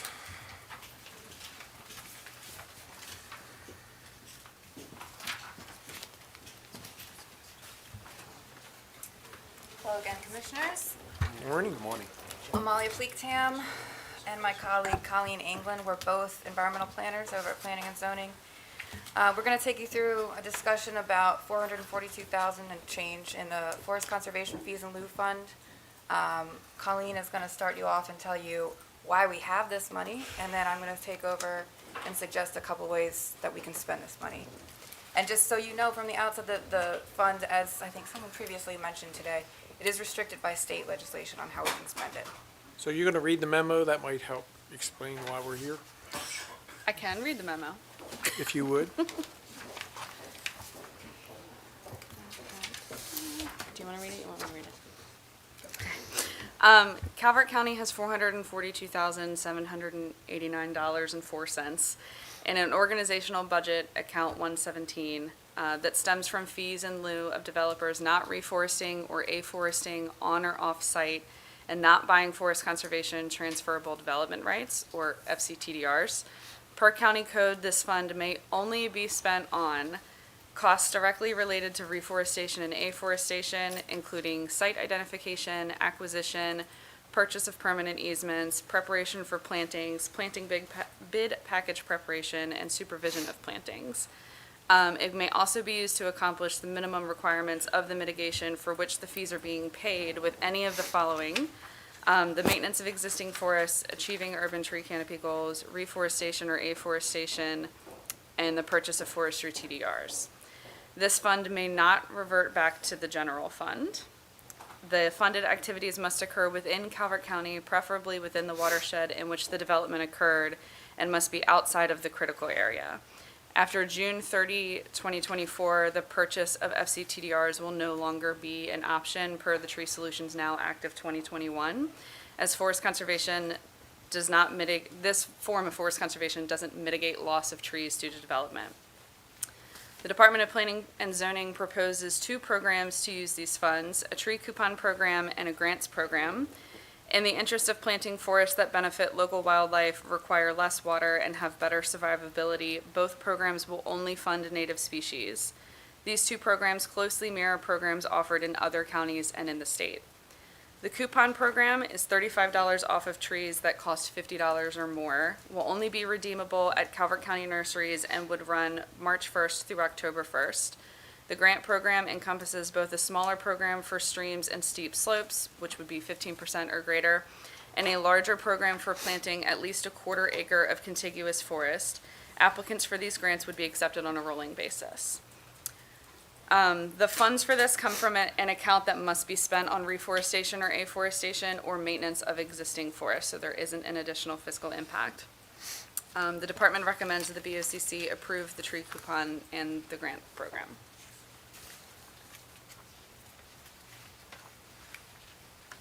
And like Amalia said, I'll give you background on how the money ends up in the account in the first place.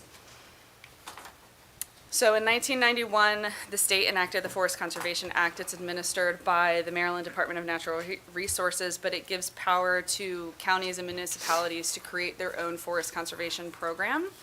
Calvert County's program was added to the zoning ordinance in 1993. We use the state-level Forest Conservation Technical Manual, which gives us a little more details on how to apply certain things. And then, as I mentioned, the Tree Solutions Now Act passed in 2021. That promotes a no net loss of forest. It changed a couple of definitions, and it established the 5 million trees program. So the overall goal of forest conservation is to minimize forest loss. Forest loss negatively impacts water quality, air quality, biodiversity, and the ecotourism industry. Between 2013 and 2018, the county lost about 1,300 acres, or about 1% of our forest land. Just over 50% of that loss represents land that's converted when it's developed. To help mitigate the loss of forest in the beginning of the development stages, we identify priority areas to help ensure that these areas are left undisturbed. So those would include streams and wetlands and their buffers, steep slopes, and highly erodible soils. But we also try to make sure we have large contiguous blocks of forest. This is where you get a lot of your benefits, especially for wildlife.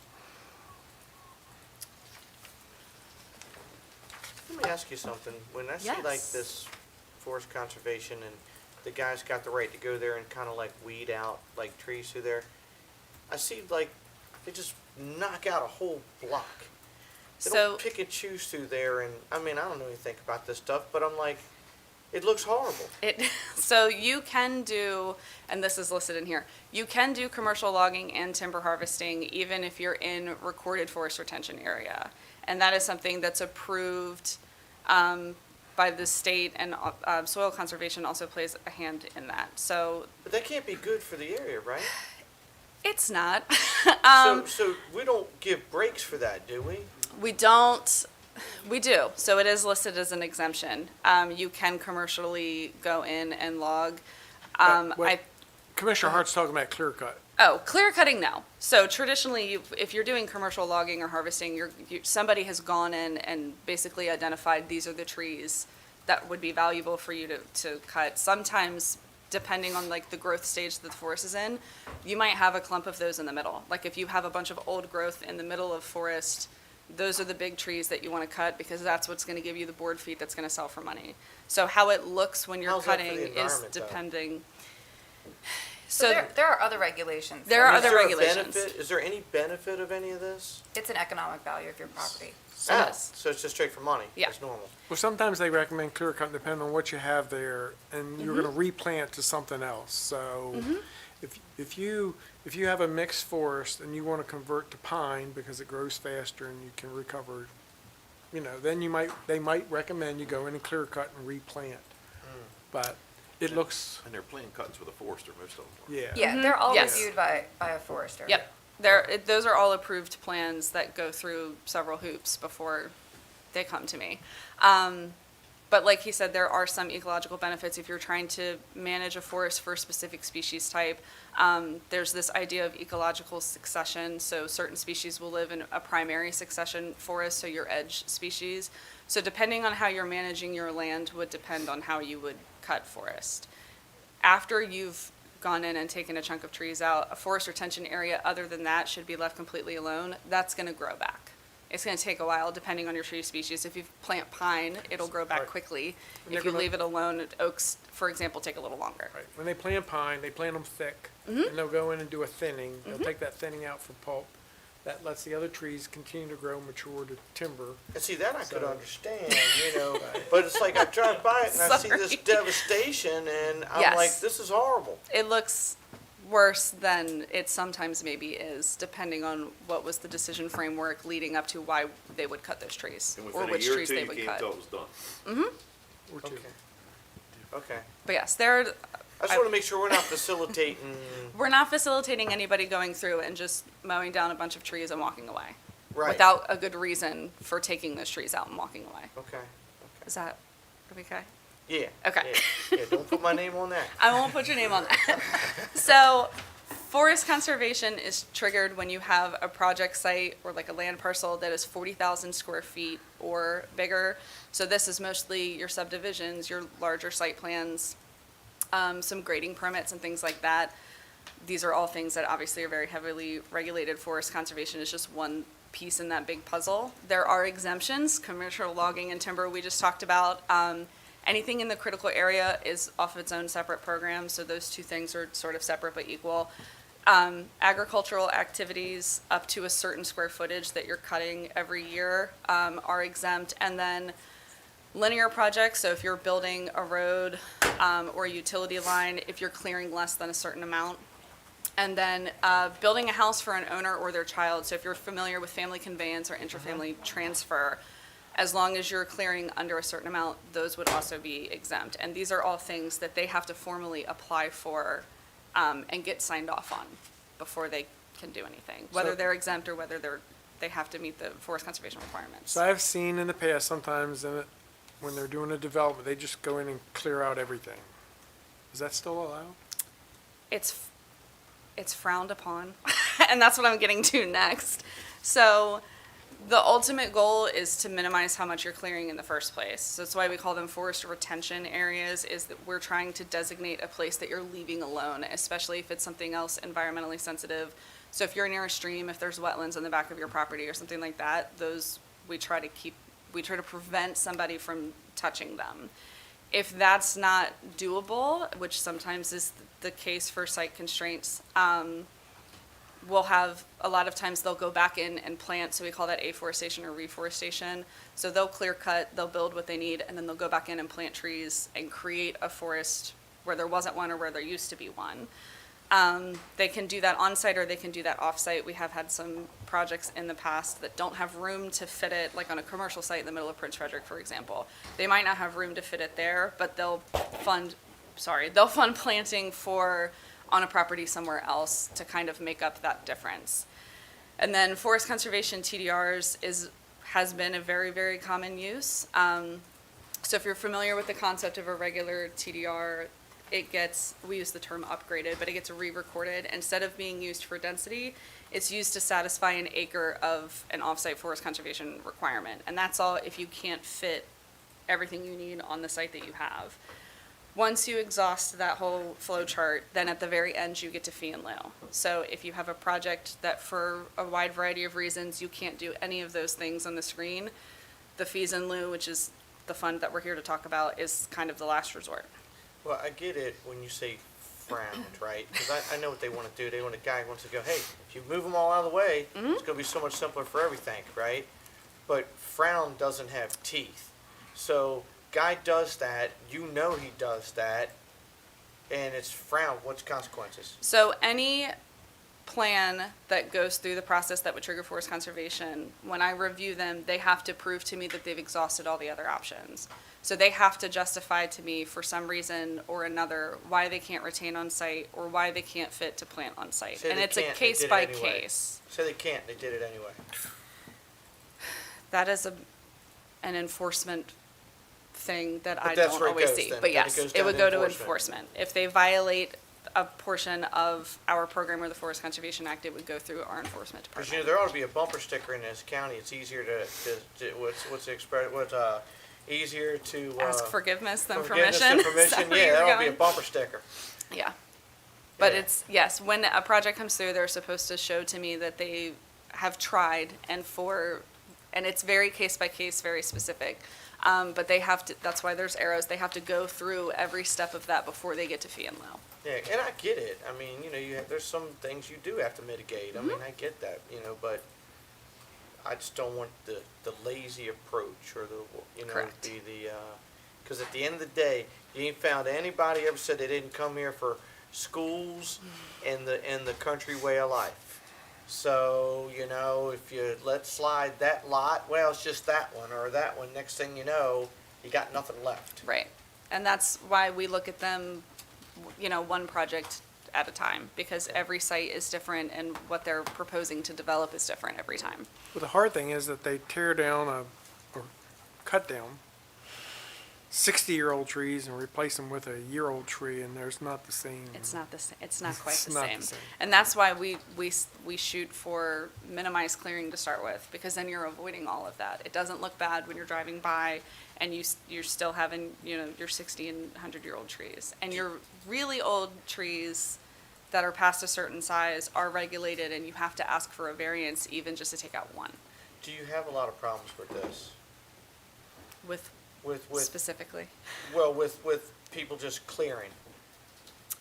Not that I've seen, no.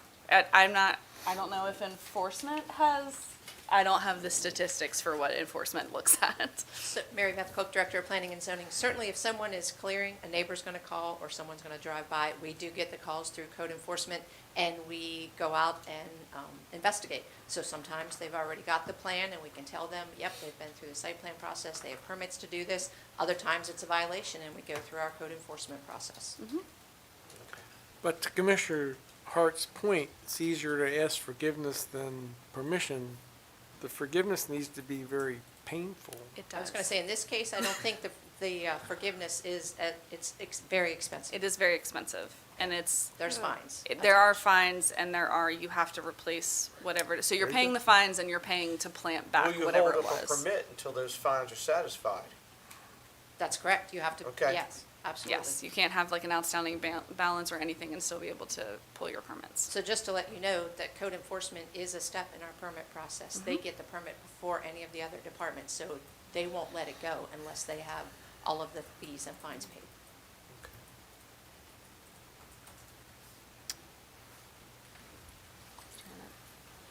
So, and then one final slide in this process. Well, maybe it got taken out.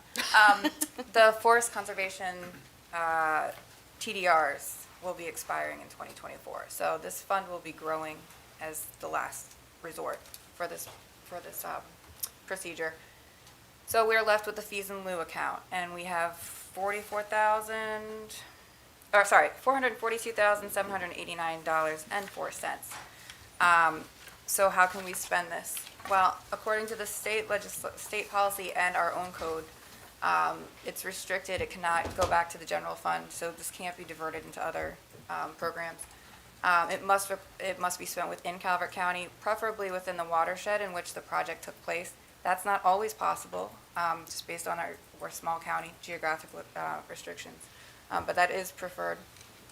And it cannot be spent in the critical area, again, because critical area programming is separate funding.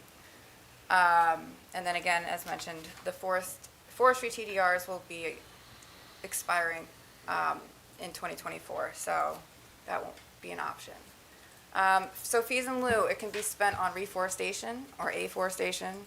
That includes site identification, acquisition, purchase of permanent easements.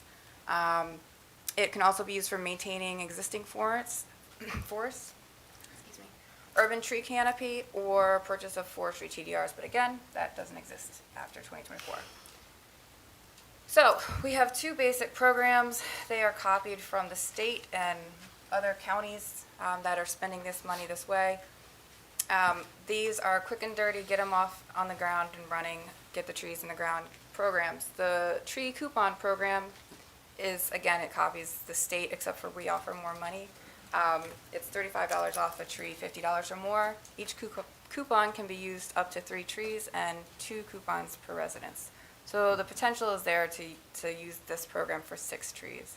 It cannot be used to offset other development requirements like landscaping requirements, mitigation requirements. This is your basic resident wanting to put more trees in their yard and getting some money back to help offset those costs. This, again, will only be used for native species, so it can lessen our environmental footprint with the trees. It supports Calvert County nurseries.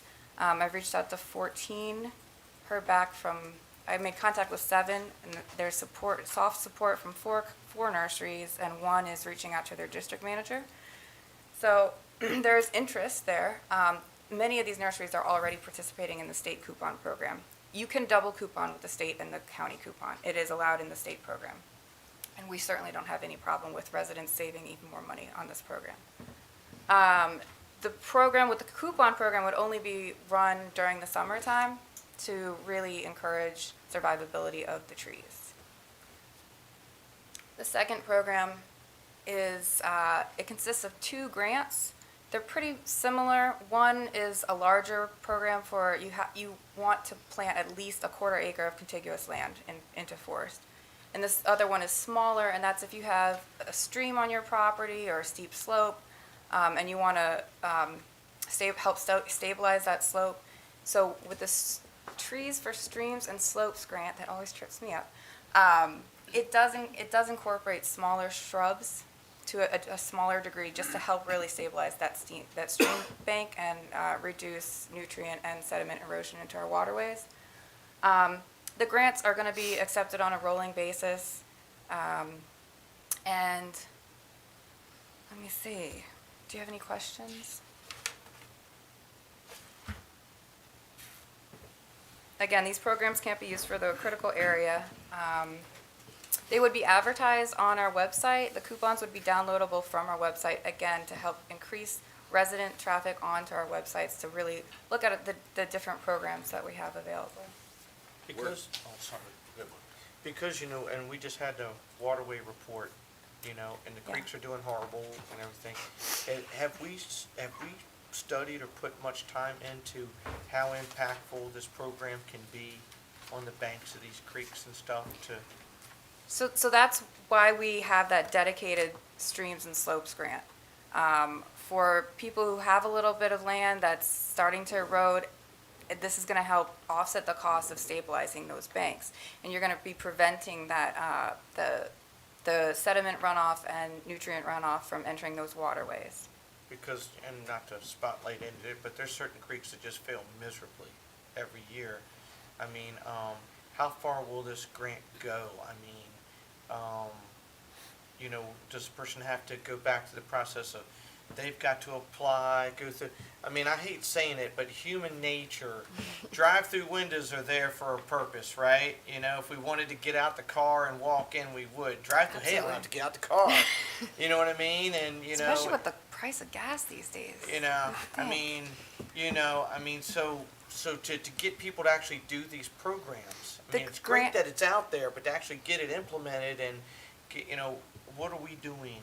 Absolutely. So the grant application process is pretty painless. You don't have to hire a surveyor. You don't have to hire a professional to come map out your land. Luckily, with technology and our county maps, we are able to look at the property, make sure that it's not already forested. And it consists of a hand-drawn map is perfectly acceptable. We would photographs of where before and after pictures. Could we identify it and go out to the people and say, hey, you know, you would qualify for this grant? I mean, if we're really serious about trying to protect these waterways and doing everything we can, it's great to have it here.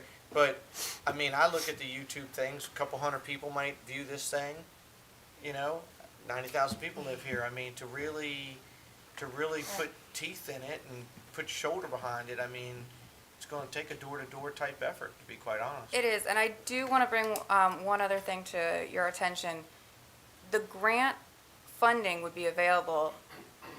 The land would stay forest in perpetuity, and if you take that land out of forest, then you would have to reimburse the entire grant fund. So I want to make sure it's not just a free, you know, it would carry with land ownership. And I get it. I mean, they're like, if we're going to spend this money, we don't want you to tear it up 2 years later. I get that, you know. But we do have the grant applications drawn up. How many people even know it's available? I mean, I wanted to get your blessing before I started publicizing it. Right now, they're all learning, whoever's watching this YouTube video. Are their homeowners going to be held to any guarantees when they're planning for this grant? 2-year survivability. They have to replant at their own cost. Where could somebody find a list of native trees if they were We have interested in this program? we have a list drawn up, and furthermore, it is it has different attributes of the different trees. Like if you want deer resistance, if you're nervous about health effects on your horses, if it has a large taproot for your, again, we have to worry about our septic systems, right? So all those attributes of our native species in Calvert County are already drawn up on a list. And that would be provided to the nursery and on our website. Okay. There's an existing list on the website. This one is a little more detailed, more geared for the homeowner who is probably not a tree expert, and rather than them having to Google and figure out on their own Right. which species they would want to buy from the nursery, this would be a list that would make it a little easier. Okay, I mean, thank you. You're almost gonna have to do it physically yourself, that type mentality, almost have to go buy the trees, bring them there and plant them. I mean, it's that type, you know what I mean? So, it's really, would be a very, you're gonna, a lot of education. It's a good To the project resident. for the Boy Scouts. Or, yeah, yeah. It is. Yeah, I mean, and that's the groups, that Commissioner Hansky, great point.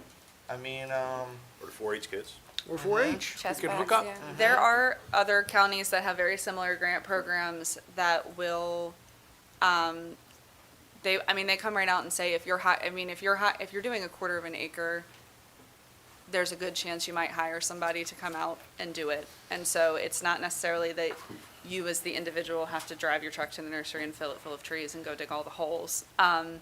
You could hire a company to come out and do that for you and then submit the receipt.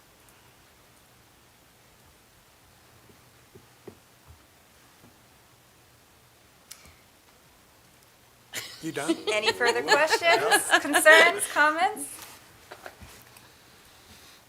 Motion? I move that we approve the tree coupon and grant program. second?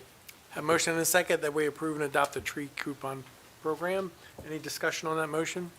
Hearing none. All those in favor say aye. Aye. Opposed? Motion carries. Thank you, ladies. Thank you. Thank you. Counselor, we didn't make a motion on the first work session, but we had consensus. Is that close enough? Or you need? That's what my notes said as well, Mr. Okay. President, so Okay, there's thank you. consensus. Brings us to the last work session, Department of Public Works, Calvert County Strategic Roadway Safety Plan. Good morning. Morning. Or Morning, afternoon? Commissioner. Yeah, it's still morning, barely. Morning. Uh-oh, they brought law enforcement. Yes, we did. So, good morning, Commissioners. J.R. Cosgrove, Acting Director of Public Works.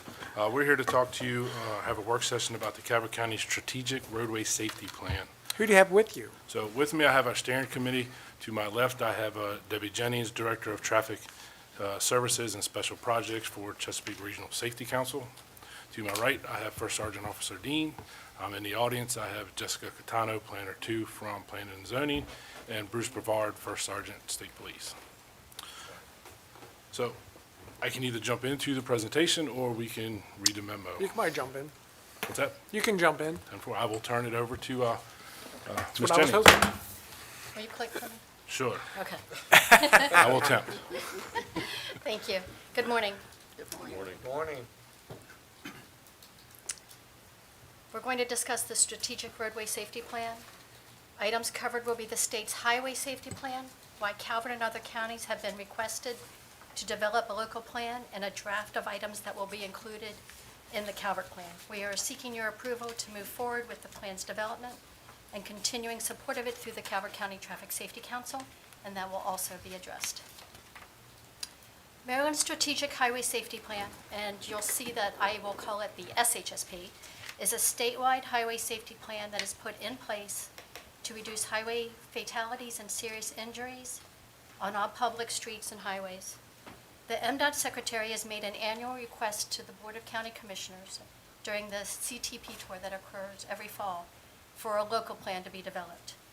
The following slide will give you an example of what the state's strategic highway safety plan looks like. On the left in red, you'll see that the emphasis areas focus on behaviors, infrastructure, and a pedestrian/bicycle target group. In yellow, you're going to see the strategies or the ways that they are developing the plan to implement using emphasis areas, and the action plan or detailed efforts, or how those strategies are put in place.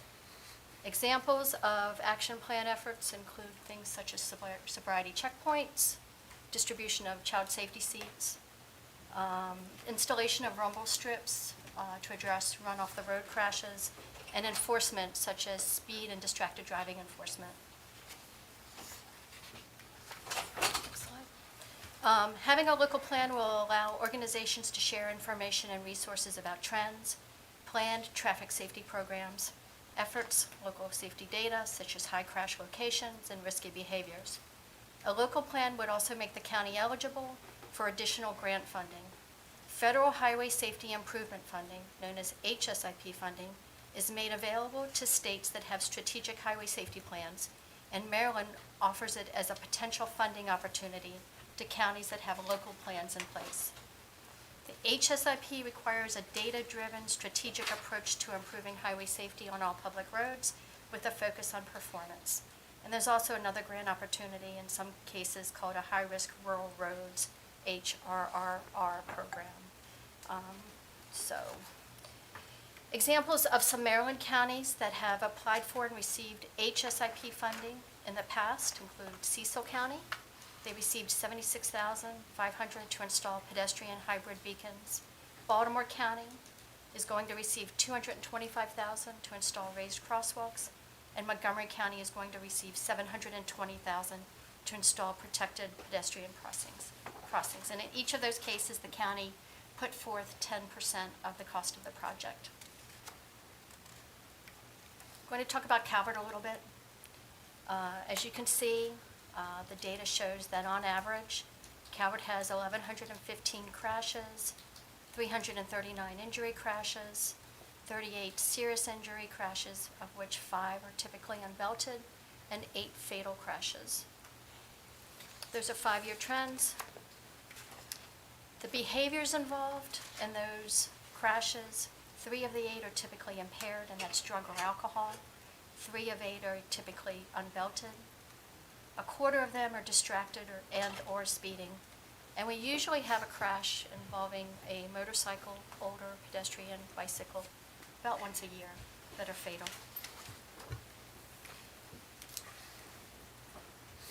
In reference to Calvert's strategic highway safety plan efforts, we've decided to call it a strategic roadway safety plan. It seems to make more sense based on the makeup of our roads and the partners that we have in place.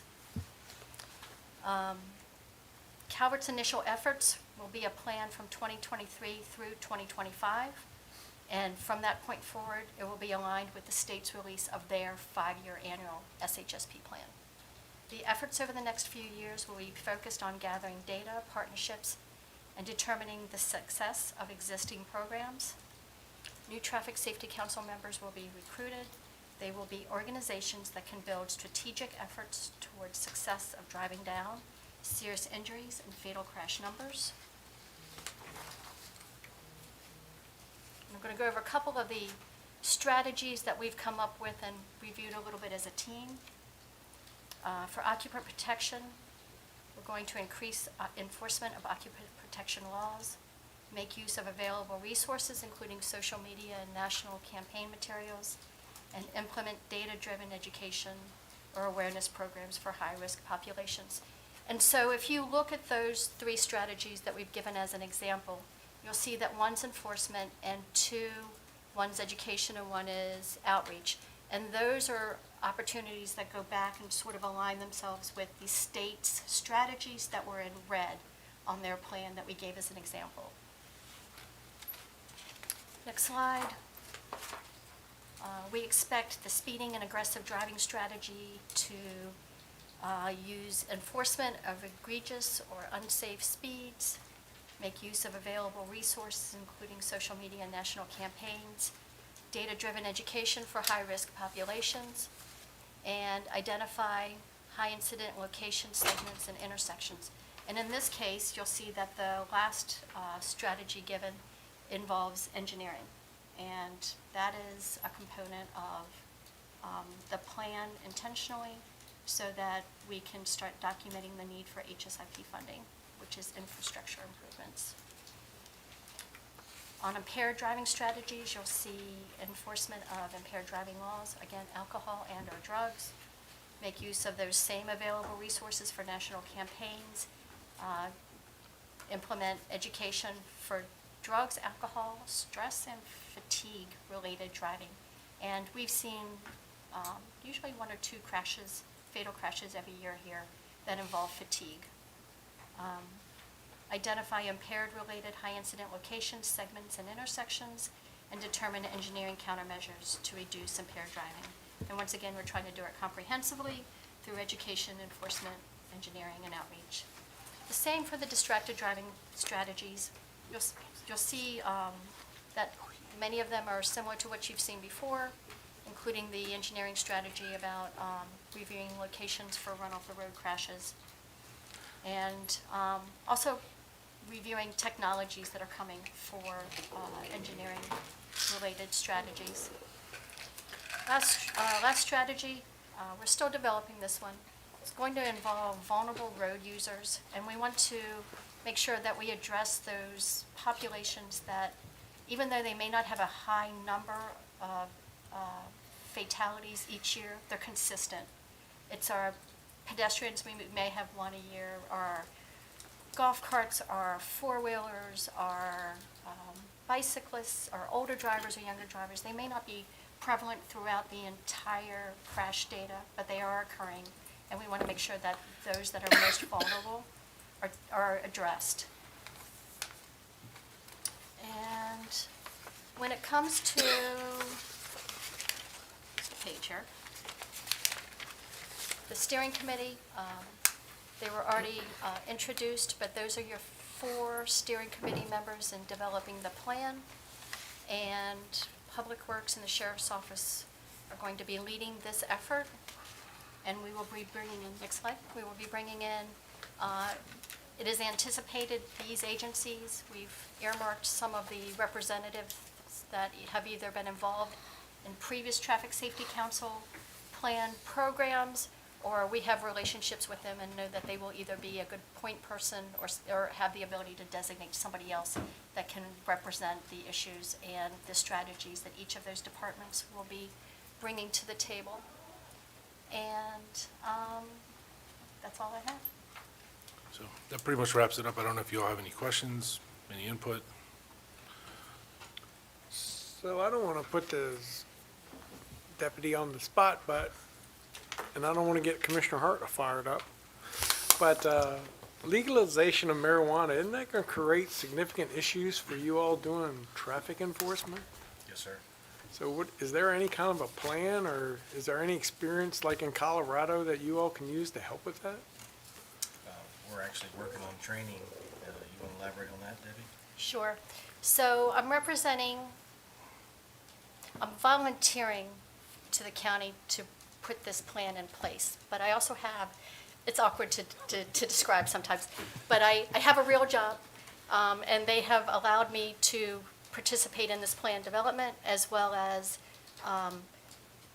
develop initiatives that support not only Calvert, but other counties around the state and other states as well.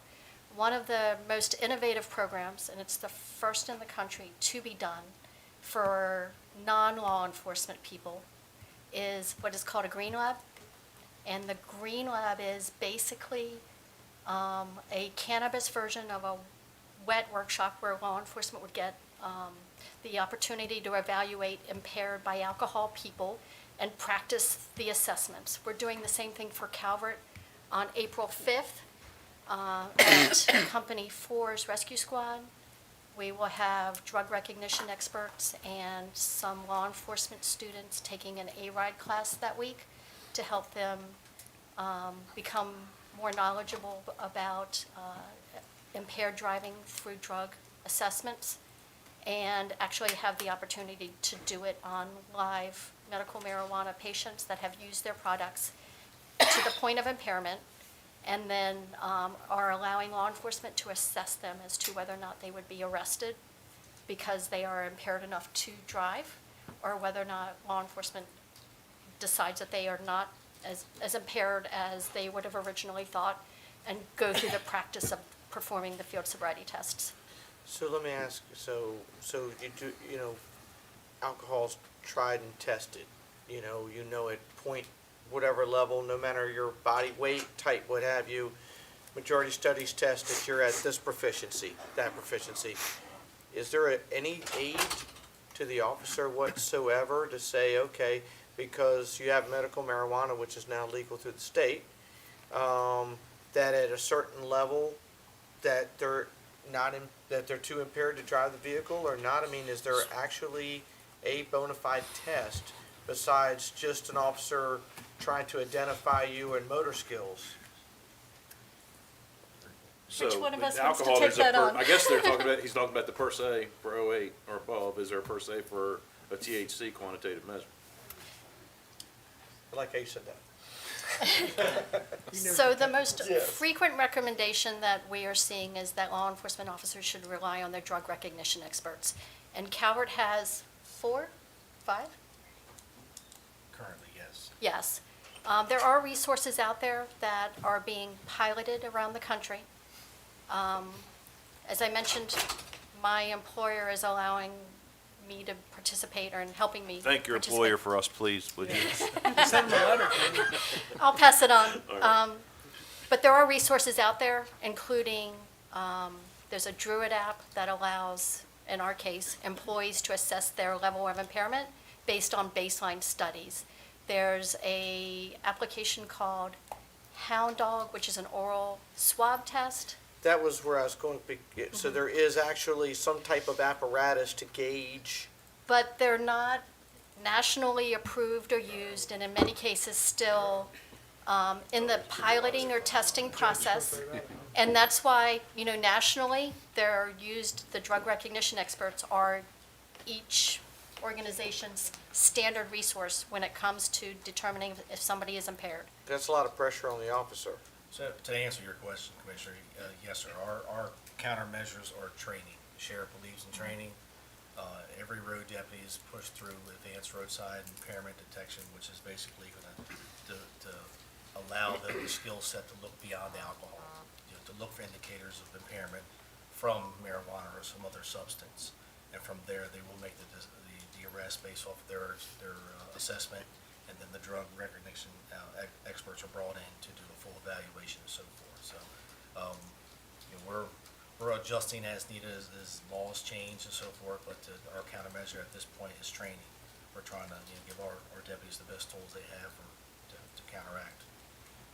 But I can tell you from personal experience, from managing and running majority of our DUI checkpoints or sobriety checkpoints over the last 10 years, is that we're seeing a significant decrease in impaired from alcohol, and we're seeing an increase in marijuana, just the presence alone, just due to the local. That's really going to go up now, once they make it legal. Absolutely. And for the first time, I'm sorry. Oh, and I don't want to make anybody think like I'm bashing whatever they do at home or anything like that. It's just But once you you are. get on that road, once you get on that road, it's a game changer because we all have family and friends and all out there. I mean, it's no secret what I do for a living, and I worked in the beer industry for years. Plastered all inside the distributorship was about, your weight, what you could drink. You're on their insurance policies. You're representing those.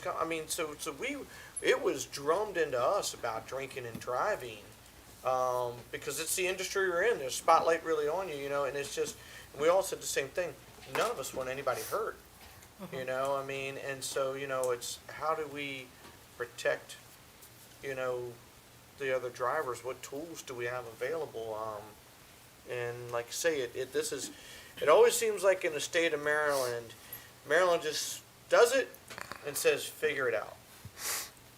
And so, going to Commissioner Hans's point, what has Colorado found out, or some of these others that will aid in, once you lose a child, a loved one, or whatever, you don't get them back. So, I'm sorry, I didn't mean to. Yeah. So it appears State Highway is replacing the guardrails on Route 4 on the south end of the county, and they're moving them all closer to the road. So it's like bumper cars now when you drive them down the road. I mean, is that the safety plan? Is that what we're going to do? Create bumper cars everywhere now? I have not heard why State Highway is choosing that, but they have. I do know the guardrail requirements have changed throughout the state, especially for the height above pavement.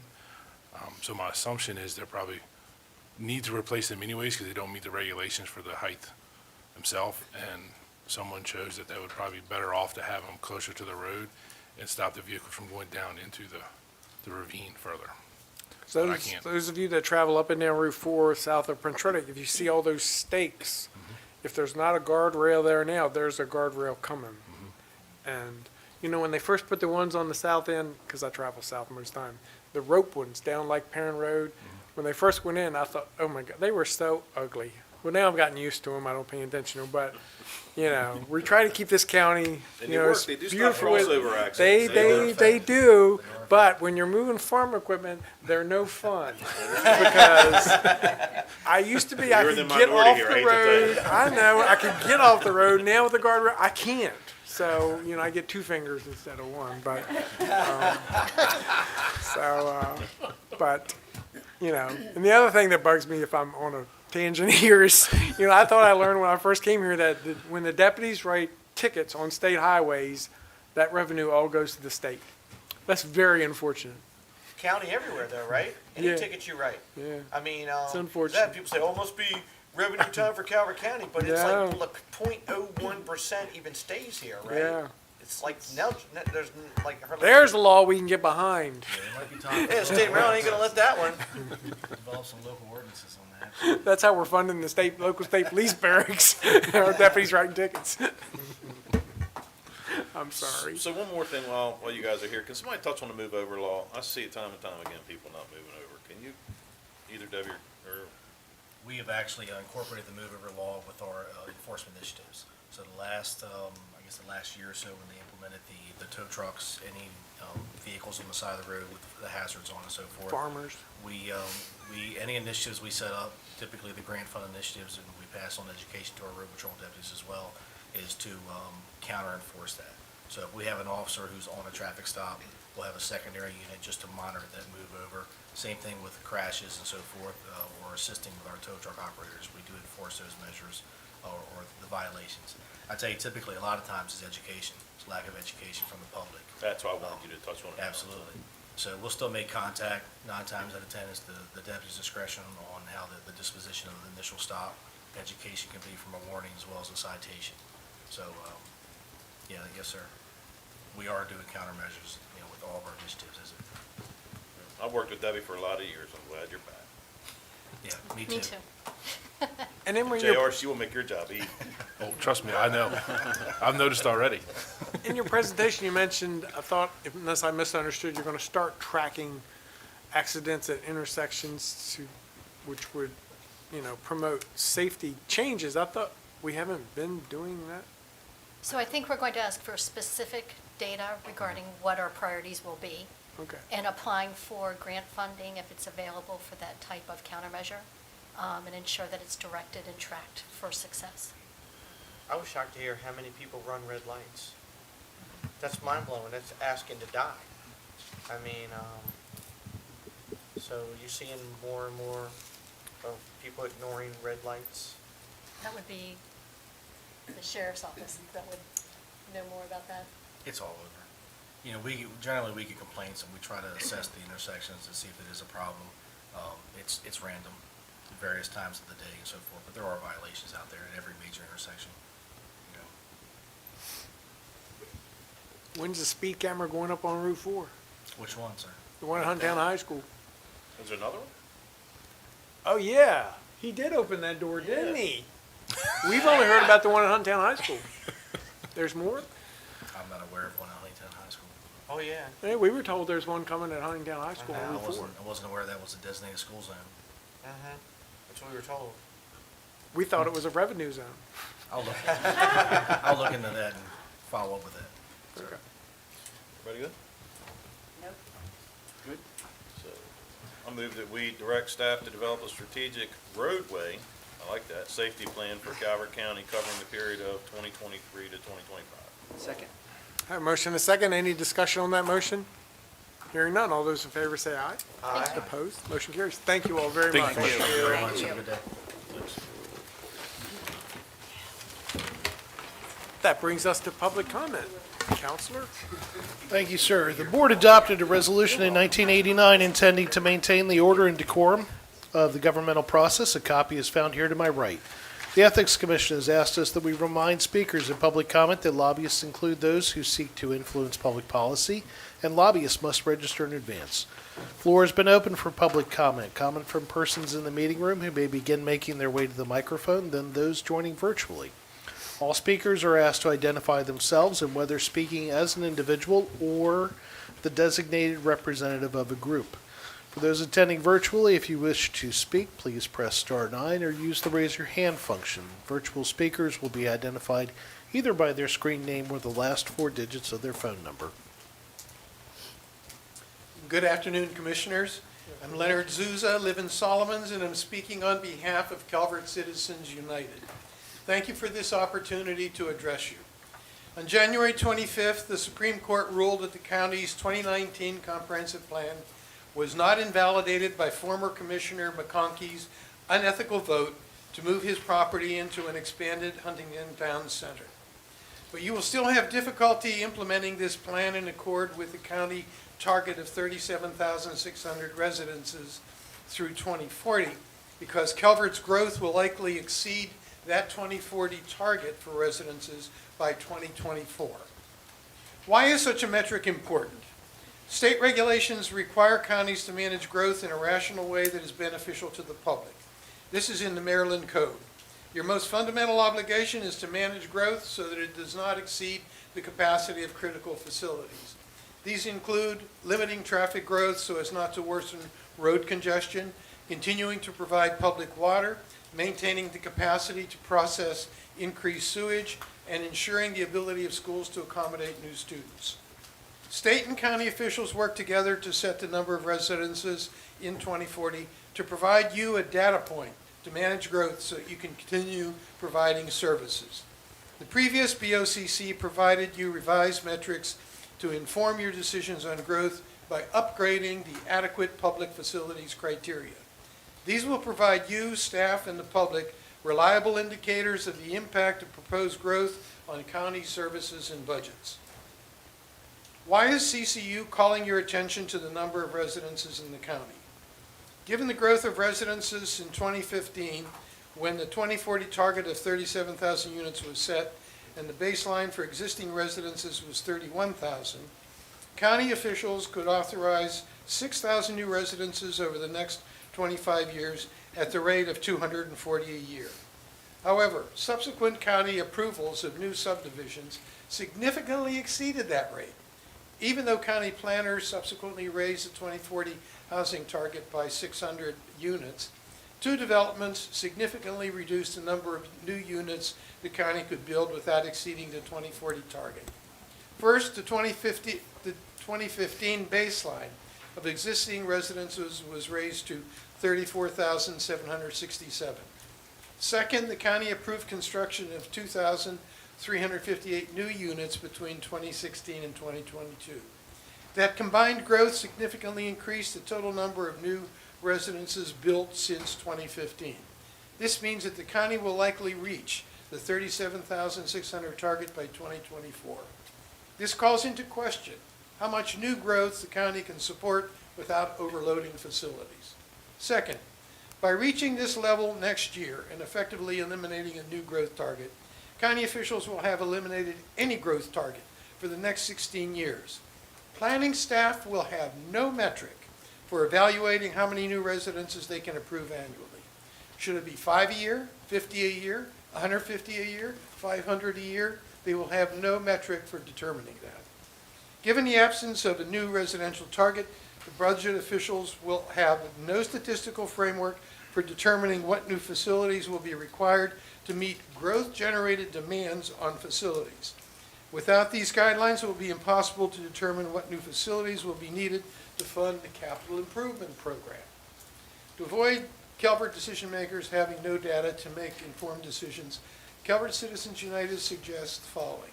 Number 1, Direct county staff to consult with Maryland Departments of the Environment and Planning to revise the 2040 residential growth target to determine how many more new residences the county can approve through 2040 without exceeding the capacity of public facilities.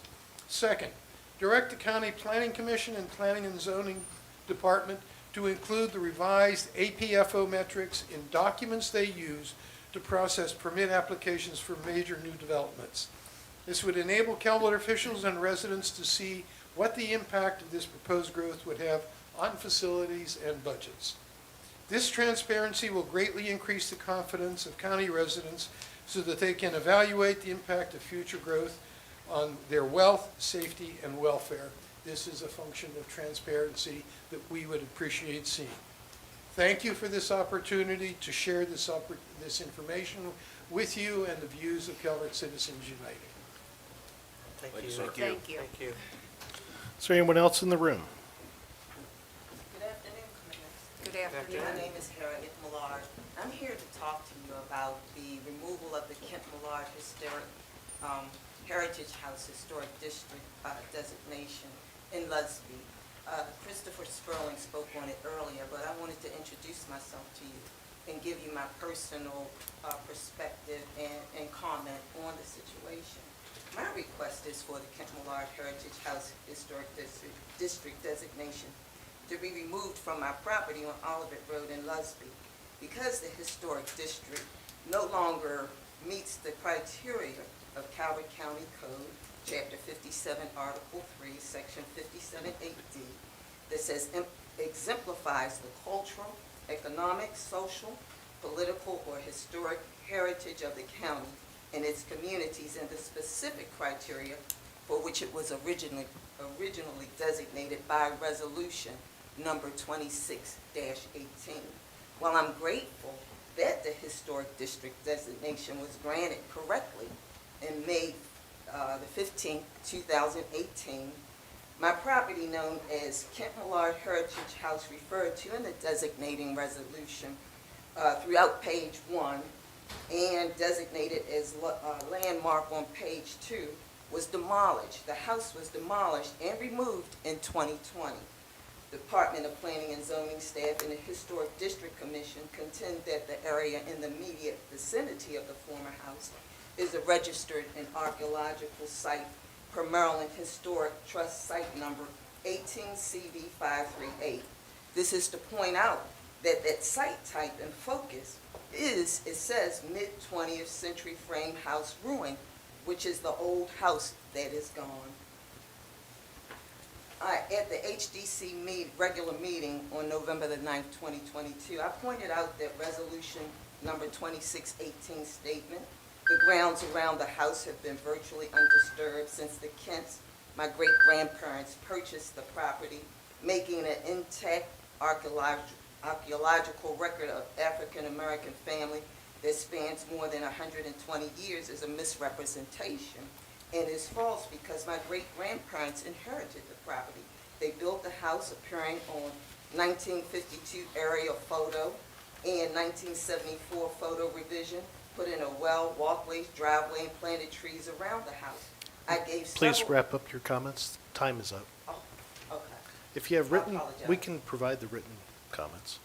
I apologize. I was trying to get through it as quickly as possible. But at the appropriate time, I wanted to say, the opportunity comes, I would appreciate it if you vote in favor of removing the designation. That's what I wanted to say. Thank you so much for your time. Thank you. Is there anyone else in the room?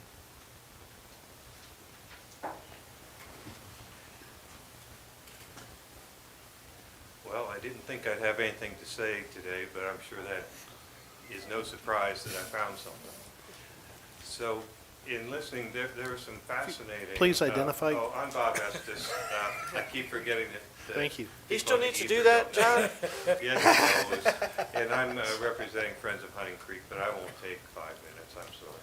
But with all the land preservation and forest preservation things that I saw today, and the kind of hoops you have to jump through to knock down a forest when you're developing something, brings to mind what happened, again, at our favorite place, Calvert Hills, where they knocked down a perfectly good forest, and the result was unmitigated erosion, sediment transportation into the watershed. MDE seemed to be absent, and I know they were short-handed. I've looked at all the site plans, the site plans, site plan red line. I've asked people, is there any other place, you know, where they would have gotten permission to knock down all those trees just to put in a stockpile? And the contour, which is essentially a half funnel that funnels all that water into one place, creating a heavily incised sediment carrying disaster downstream. When you look at the old topo maps, which luckily they haven't replaced so I can see what it looked like in the past, you see a tiny little creek in there, intermittent. When you go and look at it, you can detect it, but it looks like a well-managed intermittent creek, nothing going on there, you know, it's perfectly stable. And they replaced it with something that, last time I was able to do the measurements, they created a ravine that was at least 100 yards of dirt. And that doesn't count the stuff that was transported down from that stockpile. Stockpile's still there, MDE says it's great, it's just, but the reason it's great is because they bypassed that and in an uncontrolled manner, and it basically goes around where they used to have the pond.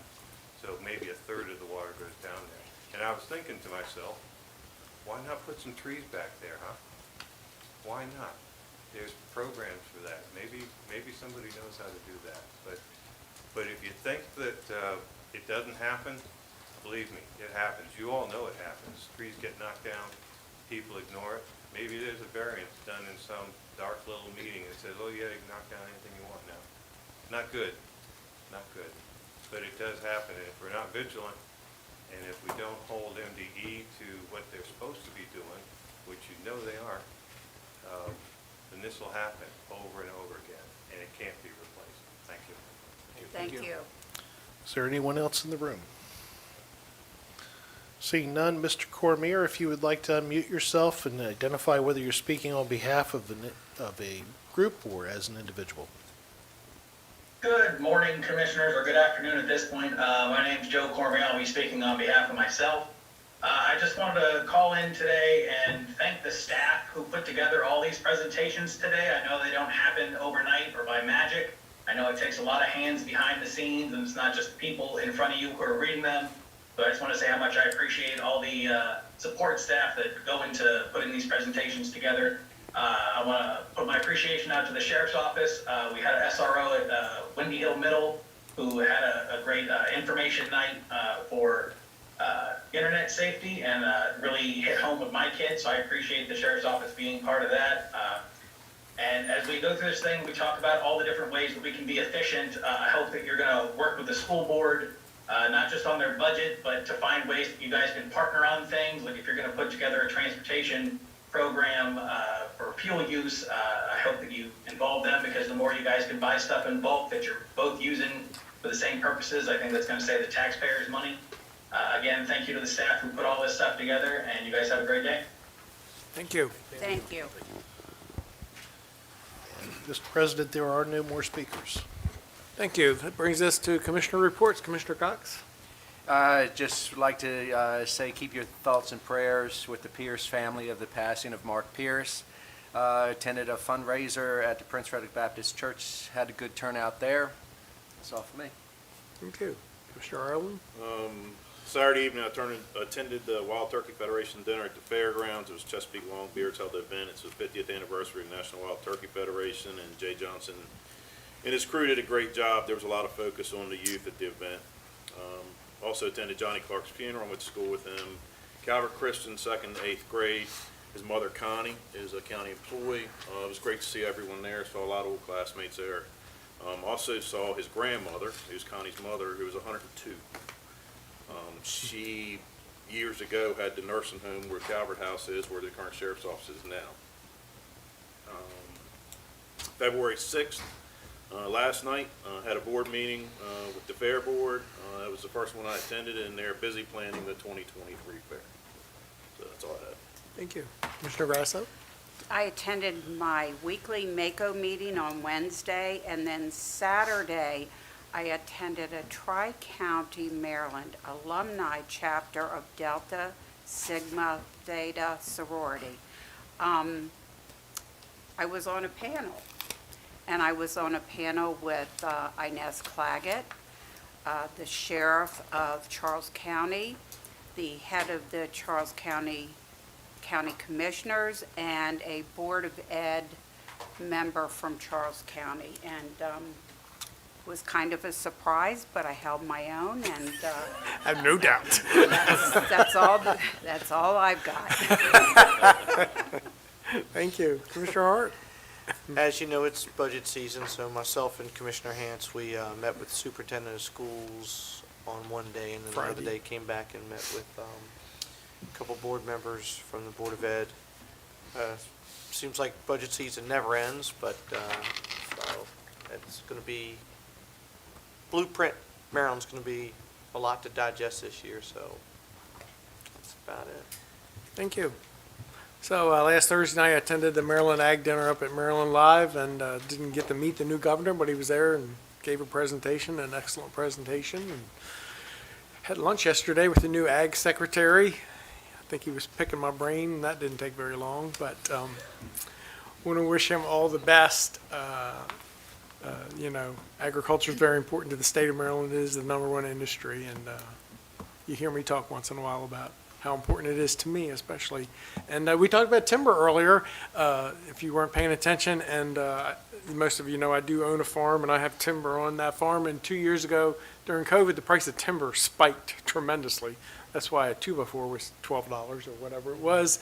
And I pondered the thought of selling my timber, but Commissioner Hart, I just can't stand the sight of when they harvest timber, and I just couldn't do it. See, there we go. I just couldn't do it. You know, I like looking at my forest and those beautiful old trees, and not that I'm a tree hugger, but you know, even selective harvest is a little messy. And as Commissioner Arlen said, you know, in a few years you don't even notice it, but I like those trees, and so I'm going to keep my trees.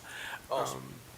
But as Commissioner Hart mentioned, we did meet with the new superintendent last Friday, talking about the new budget. As we get into the budget, you will see that it's a little eye-opening, the current request. And last night, we did meet with the president and the vice president of the school board, talking about various issues. You know, this budget's going to be a challenge, as they all are. You know, what I've learned is in this budget where we have to work with various components. Last night, the vice president of the Board of Education said, but this money's for the kids. You have to give it to them. Well, if you follow our budget presentation, most of the requests we get are very important. They meet needs of citizens, and they're all important. But when you sit in this chair, you have to make decisions.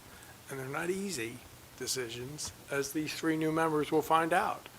But there's only so much money, and you know, you spend that money as efficiently and as effectively as you can, but you can't say yes to everybody.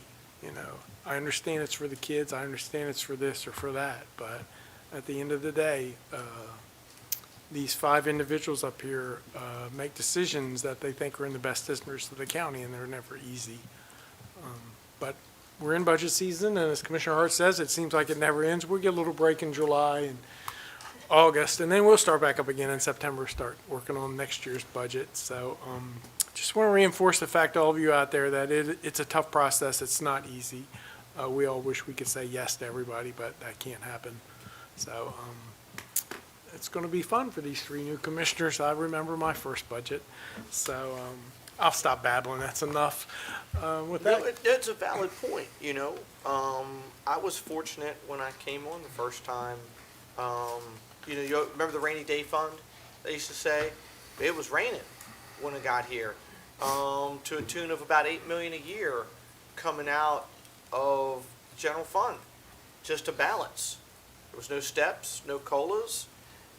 It was raining. You know, we get short-term memory, and thank goodness those commissioners put money in that fund so that we didn't have interruptions in services, and you know, you get a bad snowstorm and you have $1 million in snow removal. I mean, it sounds absurd number, but it's not, you know. I mean, it's I think the message, especially, and I'm hoping people really support this. As Commissioner Hand said, you can't say yes to everybody, but why you can't say yes is because, and when you say it's for the kids, it is for the kids. That's a great, valid point. It is for the kids. It is so that they don't have to pay for it. You know, it's so easy. You know, you can say yes to everything and never have to buy a steak the rest of your life. Be somebody patting you on the back and tell you how great it is. But their grandkid's going to hate you. So eventually that bill comes due and it has to be paid. And it's not a very popular position to say no, but really it is for the next generation. I mean, we say we do everything for our family and our kids and everything. It is for that. It's not some ego trip. It's when you look at it and go, is it sustainable? Talked a lot about growth today. We found out a lot of this growth is not sustainable. And, you know, and it's just sometimes, you know, no is the best answer you can say. And I don't know, somebody would probably throw a rock at me when I walk down the street today, but I mean, it's just, so it's a valid point. It's not rambling. It's why, Hardwood here, we don't have the issues that a lot of towns have, and people on those walls, they said a lot of no's, you know, and it's why a lot of you folks are out here, you know, every week, you know, watching over stuff. It's just so I'm starting to ramble too. So, but anyway, sorry about that. Going to see a whole lot of rock throwing this year, but the intent is the future. And I think all five up here just want to make sure Calvert's the best place it can be. So if you haven't heard, the cause of all this is the school board's asking us for $24 million in new funding this current budget year. And in my history, on a normal year, we have about 10 million in new revenue. So the school board's asking us for $24 million. Which so. will be a recurring cost, correct? And it's all recurring costs. So. Maintenance of effort. So anyway, we digress, but it's a challenge, you know, and as Commissioner Hart says, we are going to do our very best to support the school system and all the citizens of Calvert County. But it's a challenge, and this year it's really going to be a challenge, so I've rambled enough. Ready for motion? Yes, sir. Yes, sir. I move to recess to executive session pursuant to general provisions, Article Sections 3-305B, 1I, B1, II, B4, B7, and B8 to discuss personal matters, to discuss a business that plans to locate, expand, or remain in the state, to consult with counsel to obtain legal advice, and to discuss potential for litigation. Second. I have a motion and a second that we go into executive session. Any discussion on that motion? Hearing none. All those in favor go aye. Aye. All those opposed? Motion carries. You all have a great day. Thank you.